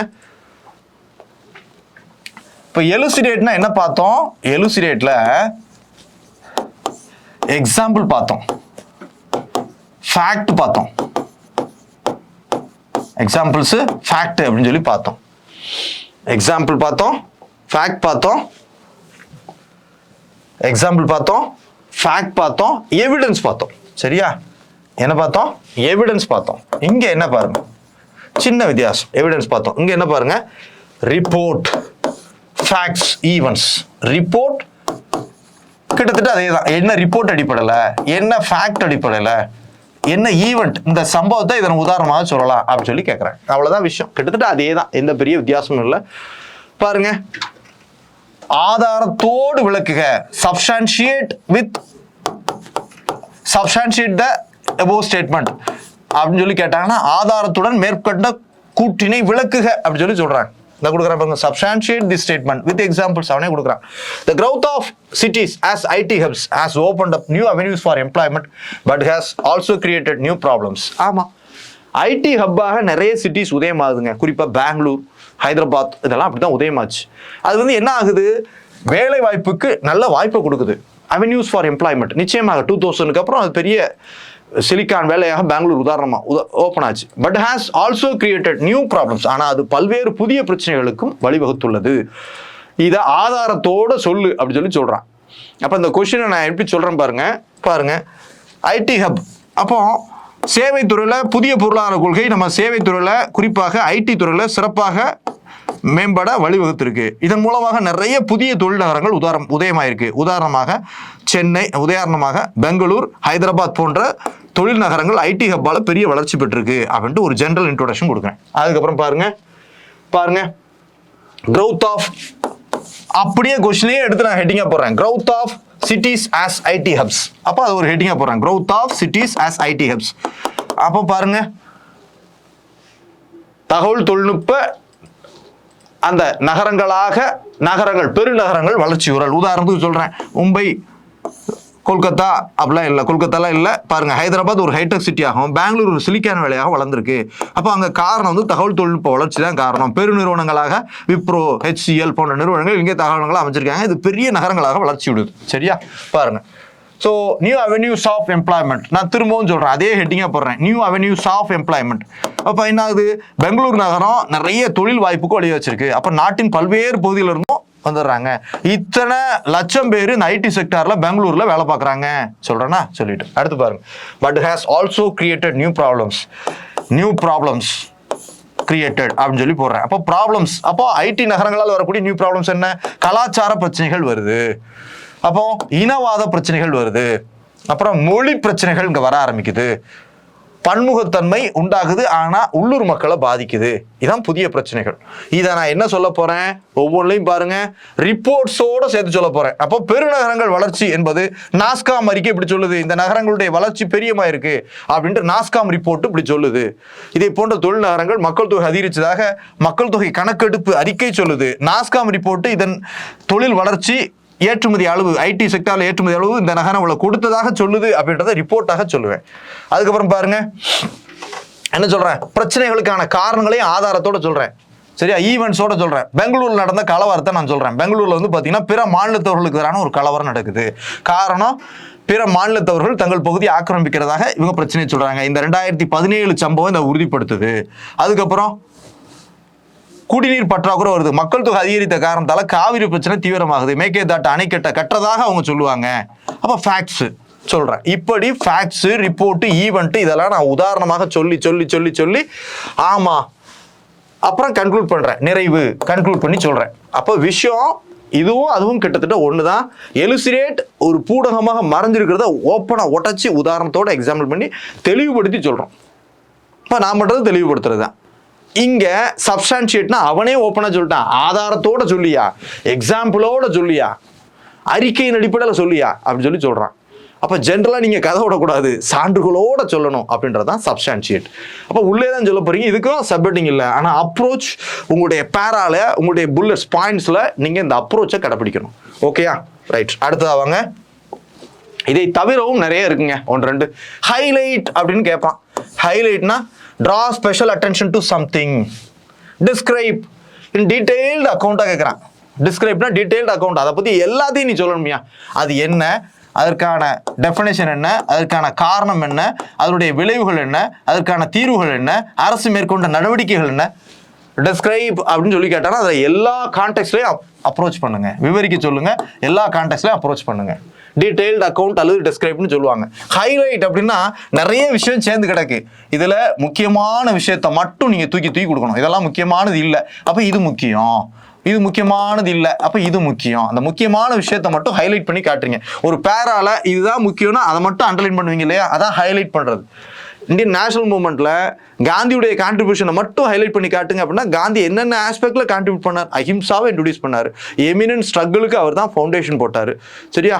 ஸோ டிப்ரெஷன், ஸோ என்ன பண்ணார், டிப்ரெஸ்டு கிளாஸுக்கு ஆதரவான இதெல்லாம் ஈடுபட்டார். அப்போ அவரை பற்றிய டக்குன்னு பார்வையில் என்னென்ன விஷயங்கள் தான் அவருடைய முக்கியமானது, நிறைய இருக்கலாம், முக்கியமான விஷயங்களை நம்ம ஹைலைட் பண்ணி கொடுக்குறோமா, அந்த மாதிரி ஒரு கண்டென்ட்ல உள்ள முக்கியமான விஷயங்களை மட்டும் நம்ம ஹைலைட் பண்ணி அதை மட்டும் கொடுக்குறது தான் ஹைலைட் அப்படின்றத ஞாபகம் வச்சுக்கோங்க. ஒளி ரூட்டுக அப்படி சொல்லி கொடுப்பாங்க, ஒளி ரூட்டுக அப்படி சொல்லி கொடுப்பாங்க. அடுத்தா பாருங்க, விவரிக்க அப்படி சொல்றாங்கன்னா அதை இன் பேரா ஃபார்மேட்ல போகணுன்றத மனசு வச்சுக்கோங்க. விவரிக்கணும், பேரா ஃபார்மேட்ல போகணும். ஆனால் அதே மாதிரி எல்லா ஆங்கிலையும் போகணும். கிவ் யூ டீடைல்டு அக்கௌண்ட்டும் டிஸ்கிரைப்பும் ஒன்று தான். அப்போ எல்லா ஆங்கிலையும் போகணும். ஒரு பிரச்சனை இருக்குன்னா அது என்ன, அதுக்கான டெஃபினேஷன் என்ன, அதுக்கான காசஸ் என்ன, அதோடைய இம்ப்ளிகேஷன்ஸ் என்ன, பிரச்சனையை தீர்க்கிறதுக்கான என்ன நடவடிக்கைகள் அரசு மேற்கொண்டிருக்கு, அதுக்கான தீர்வுகள் என்ன, மேற்கொள்ள வேண்டிய நடவடிக்கை, எல்லா ஆஸ்பெக்ட்லையும் போங்க. சஜஸ்ட் மெஷர்ஸ்னா உங்களுடைய ஆலோசனையில சொல்லுங்க. கிவன் அன் அக்கௌண்ட் ஆஃப், இதுவும் அதே தான். Also use in TNPSC mains question, இப்படியும் கேட்கத்தான் செய்கிறாங்க. அப்போ நீங்கள் உங்களுடைய அப்ரோச் அதுக்கேற்ற மாதிரி மாற்றிக்கங்க. There are no universal way to answer this. So the introduction, main body, conclusion, எல்லாத்துலேயும் நீங்கள் என்ன வேணும், இன்ட்ரோ வேணும், கன்க்ளூஷன் வேணும், மெயின் பாடி வேணும். சரியா? இதை ஞாபகம் வச்சுக்கோங்க. இது ஜென்ரல் பேட்டர்ன், எல்லாத்துக்கும் இது வேணும். ஹைலைட்ன்றது பாயிண்டா கீ ஆஸ்பெக்ட்ஸாக சொல்லணும். டிஸ்கிரைப்பை எல்லா ஆஸ்பெக்ட்லையும் கொடுங்க. சஜஸ்ட் மெஷர்ஸ் உங்களுடைய இதை கொடுங்க அப்படின்றத பார்த்துக்கோங்க. இன்னும் ஒரு சில இதெல்லாம் இருக்க தான் செய்யுது. முக்கியமானதை கொடுத்துட்டேன். இதை பார்த்தாலே உங்களுக்கு ஒரு புரிதல் கிடைக்கும். இங்கே நான் சொல்லக்கூடிய விஷயம் சிம்பிளாக ஞாபகம் வச்சுக்கோங்க. முதல் பக்கத்துல இருந்து ஒவ்வொன்றிலையுமே என்ன கொடுக்கணும், இங்கே கேட்க விஷயம் என்ன அப்படின்னு கேட்டிங்கன்னா, ஒரு கொஸ்டின் என்ன, சிம்பிளான விஷயம். நீங்கள் இதை பார்க்குறப்ப என்ன பண்ணணும் அப்படின்னு கேட்டிங்கன்னா, இப்போ ஒரு இது இருக்குது, நான் பார்க்குறீங்க, ஹிண்ட்டாக எடுத்து வச்சுக்கோங்க. இது கதை புரியுதோ இல்லையோ, எனக்கு இந்த சப்ஹெட்டிங் வேணும் அப்படின்றத ஞாபகம் வச்சுக்கோங்க. நல்ல புரிதலோடு அதை அப்ரோச் பண்ணுங்கள். கமெண்ட் அப்படின்னு இருக்குன்னா, பாடி ஆஃப் தி கண்டென்ட், உங்களுடைய கொஸ்டினுடைய தேவை என்ன, நீங்கள் என்ன கொடுக்கணும் அப்படின்றத புரிஞ்சுக்கங்க. சரியா? டிமாண்ட் என்ன, அப்போ அப்ரோச் என்ன ஃபாலோ பண்ண போகிறோம். அப்ரோச் மீன்ஸ் டெம்ப்ளேட், என்னெல்லாம் கொடுத்து அந்த டெம்ப்ளேட்டை ஃப்ரேம் பண்ண போகிறோம். இன்ட்ரோ கொடுக்க போகிறோம். கன்க்ளூஷன் எல்லாத்துக்கும் பொதுவானதான் இன்ட்ரோ, கன்க்ளூஷன். கமெண்ட் அப்படின்ற ஆஸ்பெக்டில் மட்டும் கூடுதலாக என்ன சேர்க்க போகிறீங்க, உங்கள் கருத்து சொல்ல போகிறீங்க ஃபேக்ட்ஸ் எக்ஸாம்பிளோட. அப்போ இதை ஏற்றுக்கிறீங்களா இல்லையா அப்படின்றத முடிவு பண்ணிவிட்டு நீங்கள் அடுத்தது போக போகிறீங்க. அப்போ கூடுதலாக என்ன பண்ண போகிறீங்க, ஸோ கமெண்ட்டில் என்ன பண்ண போகிறீங்க, ஃபேவர் ஆர்குமெண்ட்ஸ், ஆதரவு வாதங்களை கூடுதலாக சொல்ல போகிறீங்க. அதை ஏற்றுக்கிறேன், இதைத்தான் நான் கருத்தாக சொல்கிறேன், அப்போ ஆதரவு வாதங்கள்னு சொல்ல போகிறீங்க. கிரிட்டிக்கலி கமெண்ட் அப்படின்னா ஆதரவு வாதங்களும், தட் இஸ் நேர்மறை வாதங்களும் எதிர்மறை வாதங்களும் சொல்ல போகிறீங்க. இது ஞாபகம் வச்சுக்கோங்க. அடுத்து எக்ஸாமின், தேர்க, இப்படி ஒவ்வொன்றிலையுமே நான் திரும்ப மீண்டும் எக்ஸ்பிளைன் பண்ண விரும்பலை. அதுக்கான போர்ஷன் அப்படியே பாருங்க. அப்போ நீங்கள் என்ன பார்க்கணும், ஒரு கேள்வியை உடைக்கிறீங்க, அது என்ன கேட்குறாங்க, இந்த மாதிரி interrogative words, discuss, examine, evaluate, highlight, critically evaluate, இந்த மாதிரி என்ன இருக்குன்றதையும் உற்று நோக்குங்க ஃபர்ஸ்ட். அதான் பிரேக் இன்டு இதாக பார்க்குறோம். பார்த்துட்டு கேள்வியுடைய டிமாண்ட் என்ன அப்படின்றத புரிஞ்சுக்கங்க. சரியா? அப்புறம் என்ன டெம்ப்ளேட் போக போகிறோம், இன்ட்ரோ போக போகிறோம், கன்க்ளூஷன் போக போகிறோம். அப்போ இதில் அந்த கண்டென்ட் இப்படி எக்ஸ்பிளைன் பண்ண போகிறோம். சப்ஹெட்டிங்கில் மேஜர் ஹெட்டிங்காக போட்டு எக்ஸ்பிளைன் பண்ண போகிறோம். அப்புறம் நான் சொன்ன subheadings, positive, negative, merits, demerits, இப்படி போகிறோம் பார்த்தீங்களா. Arguments in favour, arguments in against. அப்புறம் கன்க்ளூஷனில் இப்படி சொல்லணுமா, அப்படி சொல்லணுமா, சப்ஸ்டான்ஷியேட்னா எந்த இதில் உதாரணத்தோட சேர்த்து சொல்லணும். இதெல்லாம் நீங்கள் என்ன பண்ணிக்கிறீங்கன்னா, ஒரு இதுக்கு என்ன பண்ணுறீங்க, இன்ட்ரோ, கன்க்ளூஷன், என்னென்ன சப்ஹெட்டிங் எனக்கு யூஸ் பண்ணணும் அப்படின்றத போட்டுக்கோங்க. எக்ஸாமினா என்ன சப்ஹெட்டிங் யூஸ் பண்ணணும், தட் இஸ் இன்ட்ரோ யூஸ் பண்ணணும், அந்த கண்டென்ட் எக்ஸ்பிளைன் பண்ணணும், காசஸ் சொல்லணும், இம்ப்ளிகேஷன் சொல்லணும், வே ஃபார்வர்ட் கொடுக்கணும். அதை மட்டும் நோட் பண்ணிக்கோங்க. அடுத்த பாருங்க, கிரிட்டிக்கலி எக்ஸாமின் என்ன பண்ணணும், ஸோ சொல்லுங்க, அப்படியே பாருங்க, இன்ட்ரோ கொடுக்கணும், கன்க்ளூஷன் கொடுக்கணும். அதுக்கப்புறம் ஸோ அதுக்கான காசஸ் சொல்றீங்க, காரணங்கள் சொல்றீங்க, விளைவுகள் சொல்றீங்க, ஸ்ட்ரென்த் சொல்றீங்க, வீக்னஸ் சொல்றீங்க, வே ஃபார்வர்ட் சொல்றீங்க. அடுத்தா பாருங்க, டிஸ்கஸ் அப்படின்னா என்ன பண்ணணும், இன்ட்ரோ கொடுக்குறீங்க, அந்த கண்டென்ட் எக்ஸ்பிளைன் பண்றீங்க, அதுக்கப்புறம் அதனுடைய காசஸ் சொல்றீங்க, இம்ப்ளிகேஷன் சொல்றீங்க, ஸ்ட்ரென்த் சொல்றீங்க, வீக்னஸ் சொல்றீங்க, வே ஃபார்வர்ட் அல்லது சஜஷன்ஸ் அதை கொடுக்குறீங்க. எவாலுவேட் அப்படின்னா என்ன சொல்றீங்க, ஸோ இன்ட்ரோடக்ஷன் கொடுக்குறீங்க, கன்க்ளூஷன் கொடுக்க போறீங்க, கண்டென்ட்டை சொல்றீங்க, பாசிட்டிவ், நெகட்டிவ் ரெண்டு ஆஸ்பெக்ட்லையும் சொல்ல போறீங்க. சரியா? கிரிட்டிக்கலி எவாலுவேட் அப்படின்னா ஏதாவது ஒரு சைடு நீங்கள் ஸ்டாண்ட் எடுத்து தான் ஆகணும். நேர்மறையாக கரெக்டாக சொன்னீங்கன்னா எவாலுவேட். கிரிட்டிக்கலி எவாலுவேட் அப்படின்னா இவன் நல்லா எழுதியிருக்கான், இவன் ஒஸ்ட்டு அப்படின்ட்டு ஏதோ ஒரு சொல்யூஷன் நீங்கள் சொல்கிறீங்க பார்த்தீங்களா? அப்போ இன்ட்ரோடியூஸ் பண்ணுறீங்க, கண்டென்ட்டை நம்ம ஏற்கனவே பழைய கேள்விகள் பார்க்குற மாதிரியே கண்டென்ட் எக்ஸ்பிளைன் பண்ணுறீங்க, பாசிட்டிவ் ஆஸ்பெக்ட் சொல்கிறீங்க, நெகட்டிவையும் சொல்கிறீங்க, லீன் டுவர்ட்ஸ். ஒன்று நெகட்டிவ்னா நெகட்டிவ்னே இருக்குது, மேற்கொண்டது பாசிட்டிவும் இருக்குது அப்படின்னால நெகட்டிவ் தான் அதிகமாக இருக்குது அப்படின்ட்டு ஒரு சைட் ஸ்டாண்ட் எடுத்து சொல்கிறீங்க, ஒரு பக்கமாக சாயிறீங்க. அனலைஸ் அப்படின்னு பார்த்தீங்கன்னா ஒவ்வொரு பேராலையும் நீங்கள் அதை அனலைஸ் பண்ணி சொல்கிறீங்க. அப்போ அதை என்ன சொல்கிறீங்க? Causes and implications. அதை ஒவ்வொரு இதுலையும் எக்ஸாமின் பண்ணி சொல்கிறீங்க. அதான் causes and consequences or implement அதை சொல்கிறீங்க. அப்போ ஒரு கண்டென்ட்டை சொல்கிறீங்க, அதுக்கான காரணம் என்ன, அதோடைய இம்பாக்ட் ஆர் கான்சிக்வன்சஸ் என்ன. ஒரு கண்டென்ட்டை சொல்கிறீங்க, அதுக்கான காரணம் என்ன, அதோட இம்ப்ளிகேஷன் என்ன அப்படின்னு சொல்கிறது தான் அனலைஸ். அடுத்தது பார்த்தீங்கன்னா எக்ஸ்பிளைனுக்கு என்ன பண்ணுறோம்? எக்ஸ்பிளைனுக்கு கொஷினாக ரைஸ் பண்ணிடுங்க. For what, by whom, for how, whom, when, what, இப்படி கொஷினாக ரைஸ் பண்ணி அதை அப்ரோச் பண்ணீங்கன்னா அதான் எக்ஸ்பிளைன். சரியா? லிஸ்டிங்க்கு என்னது? 1 2 3 போட்டு எழுதுதான் லிஸ்டிங். 1 2 3 போட்டு எழுதுனா லிஸ்டிங். அடுத்து எலுசிடேட், தெளிவுபடுத்துங்க அப்படின்னா ஒரு இதில் மறைஞ்சு கிடக்கு, அதை உடச்சி எக்ஸாம்பிளோட ஃபேக்ட்ஸோட நீங்கள் சேர்த்து அதை எக்ஸ்பிளைன் பண்ணுறது பேர் தான் எலுசிடேட். பொதுவாக நான் இங்கே எடுத்துக்கிட்டது கொஷினே உடச்சு கூட சப்ஹெட்டிங் ஃபார்ம் பண்ணலாம் அப்படின்றதுக்கு இந்த கொஷின் நல்ல உதாரணம். இந்த கொஷினில் பார்க்குறோம், வாட் இஸ் செல்ஃப் ஹெல்ப் குரூப்னு டிஃபைன் பண்ணுறீங்க, what is self help group bank linkage ப்ரோக்ராம்ன்றதை சொல்கிறீங்க. இது இந்தியாவுடைய இன்னோவேஷன் சொல்கிறீங்க. அப்போ வேறு நாடுகளில் எதுவுமே பண்ணலையா? இந்தியா தான் இந்த ப்ரோக்ராம் கொண்டு வந்திருக்கு, இந்தியா தான் இந்த வருஷம் கொண்டு வந்துச்சு அப்படி சொல்லுங்கள். அப்புறம் மோஸ்ட் எஃபெக்டிவ் பாவர்ட்டி எலிவேஷன் ப்ரோக்ராமாக இது நீங்கள் சொல்லுங்கள். அப்போ அதை என்ன பண்ணணும்? எவிடன்ஸோடு சொல்லணும். அப்புறம் என்ன பண்ணணும்? அதை உதாரணத்தோட சொல்லணும். இது வந்து விமன் எம்பவர்மெண்ட்டுக்கு முக்கியமான ப்ரோக்ராம்ன்றதையும் ஒரு ஹெட்டிங் போட்டு சொல்லுங்க. ஆதாரங்களோட சொல்லுங்க, உதாரணத்தோட சொல்லுங்க, சான்றுகளோட சொல்லுங்க. சொல்லிட்டு கன்க்ளூட் பண்றதா எலுசிடேட். அதே சப்ஸ்டான்ஷியேட்னா அவனே கேட்குறான், ஆதாரங்களோடு தரவுகளோடு அது சொல்லியா அப்படிங்கிறான். அப்போ இது சொல்கிறோம், ஐடி ஹப்பால் என்ன ஆகுது? புதிய எம்ப்ளாய்மெண்ட் வாய்ப்புகள் உருவாகுது, ஆனால் அது நிறைய பிரச்சனையும் கிரியேட் பண்ணியிருக்கு. அப்போ சொல்கிறோம், அப்போ இன்ட்ரடியூஸ் பண்ணுறோம், ஐடி ஹப்புகளை பற்றி சொல்கிறோம். இது வந்து நியூ அவென்யூ ஃபார் எம்ப்ளாய்மெண்ட், இந்த வகையில் வேலை வாய்ப்பெல்லாம் உருவாக்கியிருக்குன்றதையும் லைட்டாக சொல்கிறோம். சொல்லிட்டு அது நிறைய பிரச்சனையை கிரியேட் பண்ணுறதுனால டீட்டெயிலாக சொல்கிறோம். அதை எப்படி சொல்கிறோம்? ஆமாம், அது குடிநீர் பிரச்சனையை கொண்டு வந்திருக்கு, அது வந்து என்ன பண்ணுது? கலாச்சார பிரச்சனையை கொண்டு வந்து மோதலுக்கு வழிவகுத்திருக்கு, இது வந்து பார்த்தீங்கன்னா உட்கட்டமைப்புல சிக்கலை கொண்டு வந்திருக்கு, இது வந்து பல்வேறு மோதல்களுக்கு வழிவகுக்குது அப்படின்றதெல்லாம் பிரச்சனையோட ஆதாரத்தோட நான் சொல்கிறேன். இது ஸோ என்னது? சப்ஸ்டான்ஷியேட் அப்படின்றது. அப்போ இந்த சைடு ஹெட்டிங்கை மட்டும் ஒவ்வொன்றையும் என்ன கான்டெக்ட்ல அப்ரோச் பண்ணணும் அந்த சைடு ஹெட்டிங்கை நோட் பண்ணிக்கோங்க. இல்லை எக்ஸாம்பிள் ஃபேக்ட்ஸ் அப்படின்றத ஹிண்டாக ஞாபகம் வச்சுட்டு ஒவ்வொரு கொஷினையும் கொடுக்க ட்ரை பண்ணுங்க. இந்த கான்டெக்ட்ல நான் என்ன பண்ணுவேன்? எதிர்பார்ப்பேன் அப்படின்றத உங்களுக்கு நான் திரும்ப திரும்ப சொல்லிக்கிறேன். இப்போ இது வந்து பார்த்தீங்கன்னா ஓரளவு இல்லை, நல்ல புரிதல் உங்களுக்கு கொடுத்துருக்கணும். சரிங்களா? ஸோ இந்த இன்டரகேட்டிவ் டைரக்டிவ்ஸ் என்பது ஒரு மிக முக்கியமான ஒன்று. யூபிஎஸ்சியில் ரொம்ப ஸ்ட்ரிக்டாக ஃபாலோ பண்ணுறாங்க, டிஎன்பிசியில் இப்போ எதிர்பார்க்க ஆரம்பிச்சிட்டாங்க. சரியா? அப்போ ஒரு கொஷினை கண்டென்ட்டோடு சேர்த்து positive, negative, arguments in favour, arguments in against, merits, demerits, அப்புறம் அதுக்கான solution, way forward, causes, implications, அந்த ஃபேக்ட்ஸு, டேட்டா. அப்போ இந்த இதெல்லாம் ஞாபகம் வச்சுக்கோங்க. என்னென்ன கேள்விக்கு அப்போ நீங்கள் சிம்பிளாக நோட் பண்ணிக்கோங்க. எக்ஸாமின்னா இதெல்லாம் வரணும், காசஸ், கான்சிக்வன்சஸ் வரணும், வே ஃபார்வர்டு வரணும், அடிஷனலாக ஞாபகம் வச்சுக்கணும். சரியா?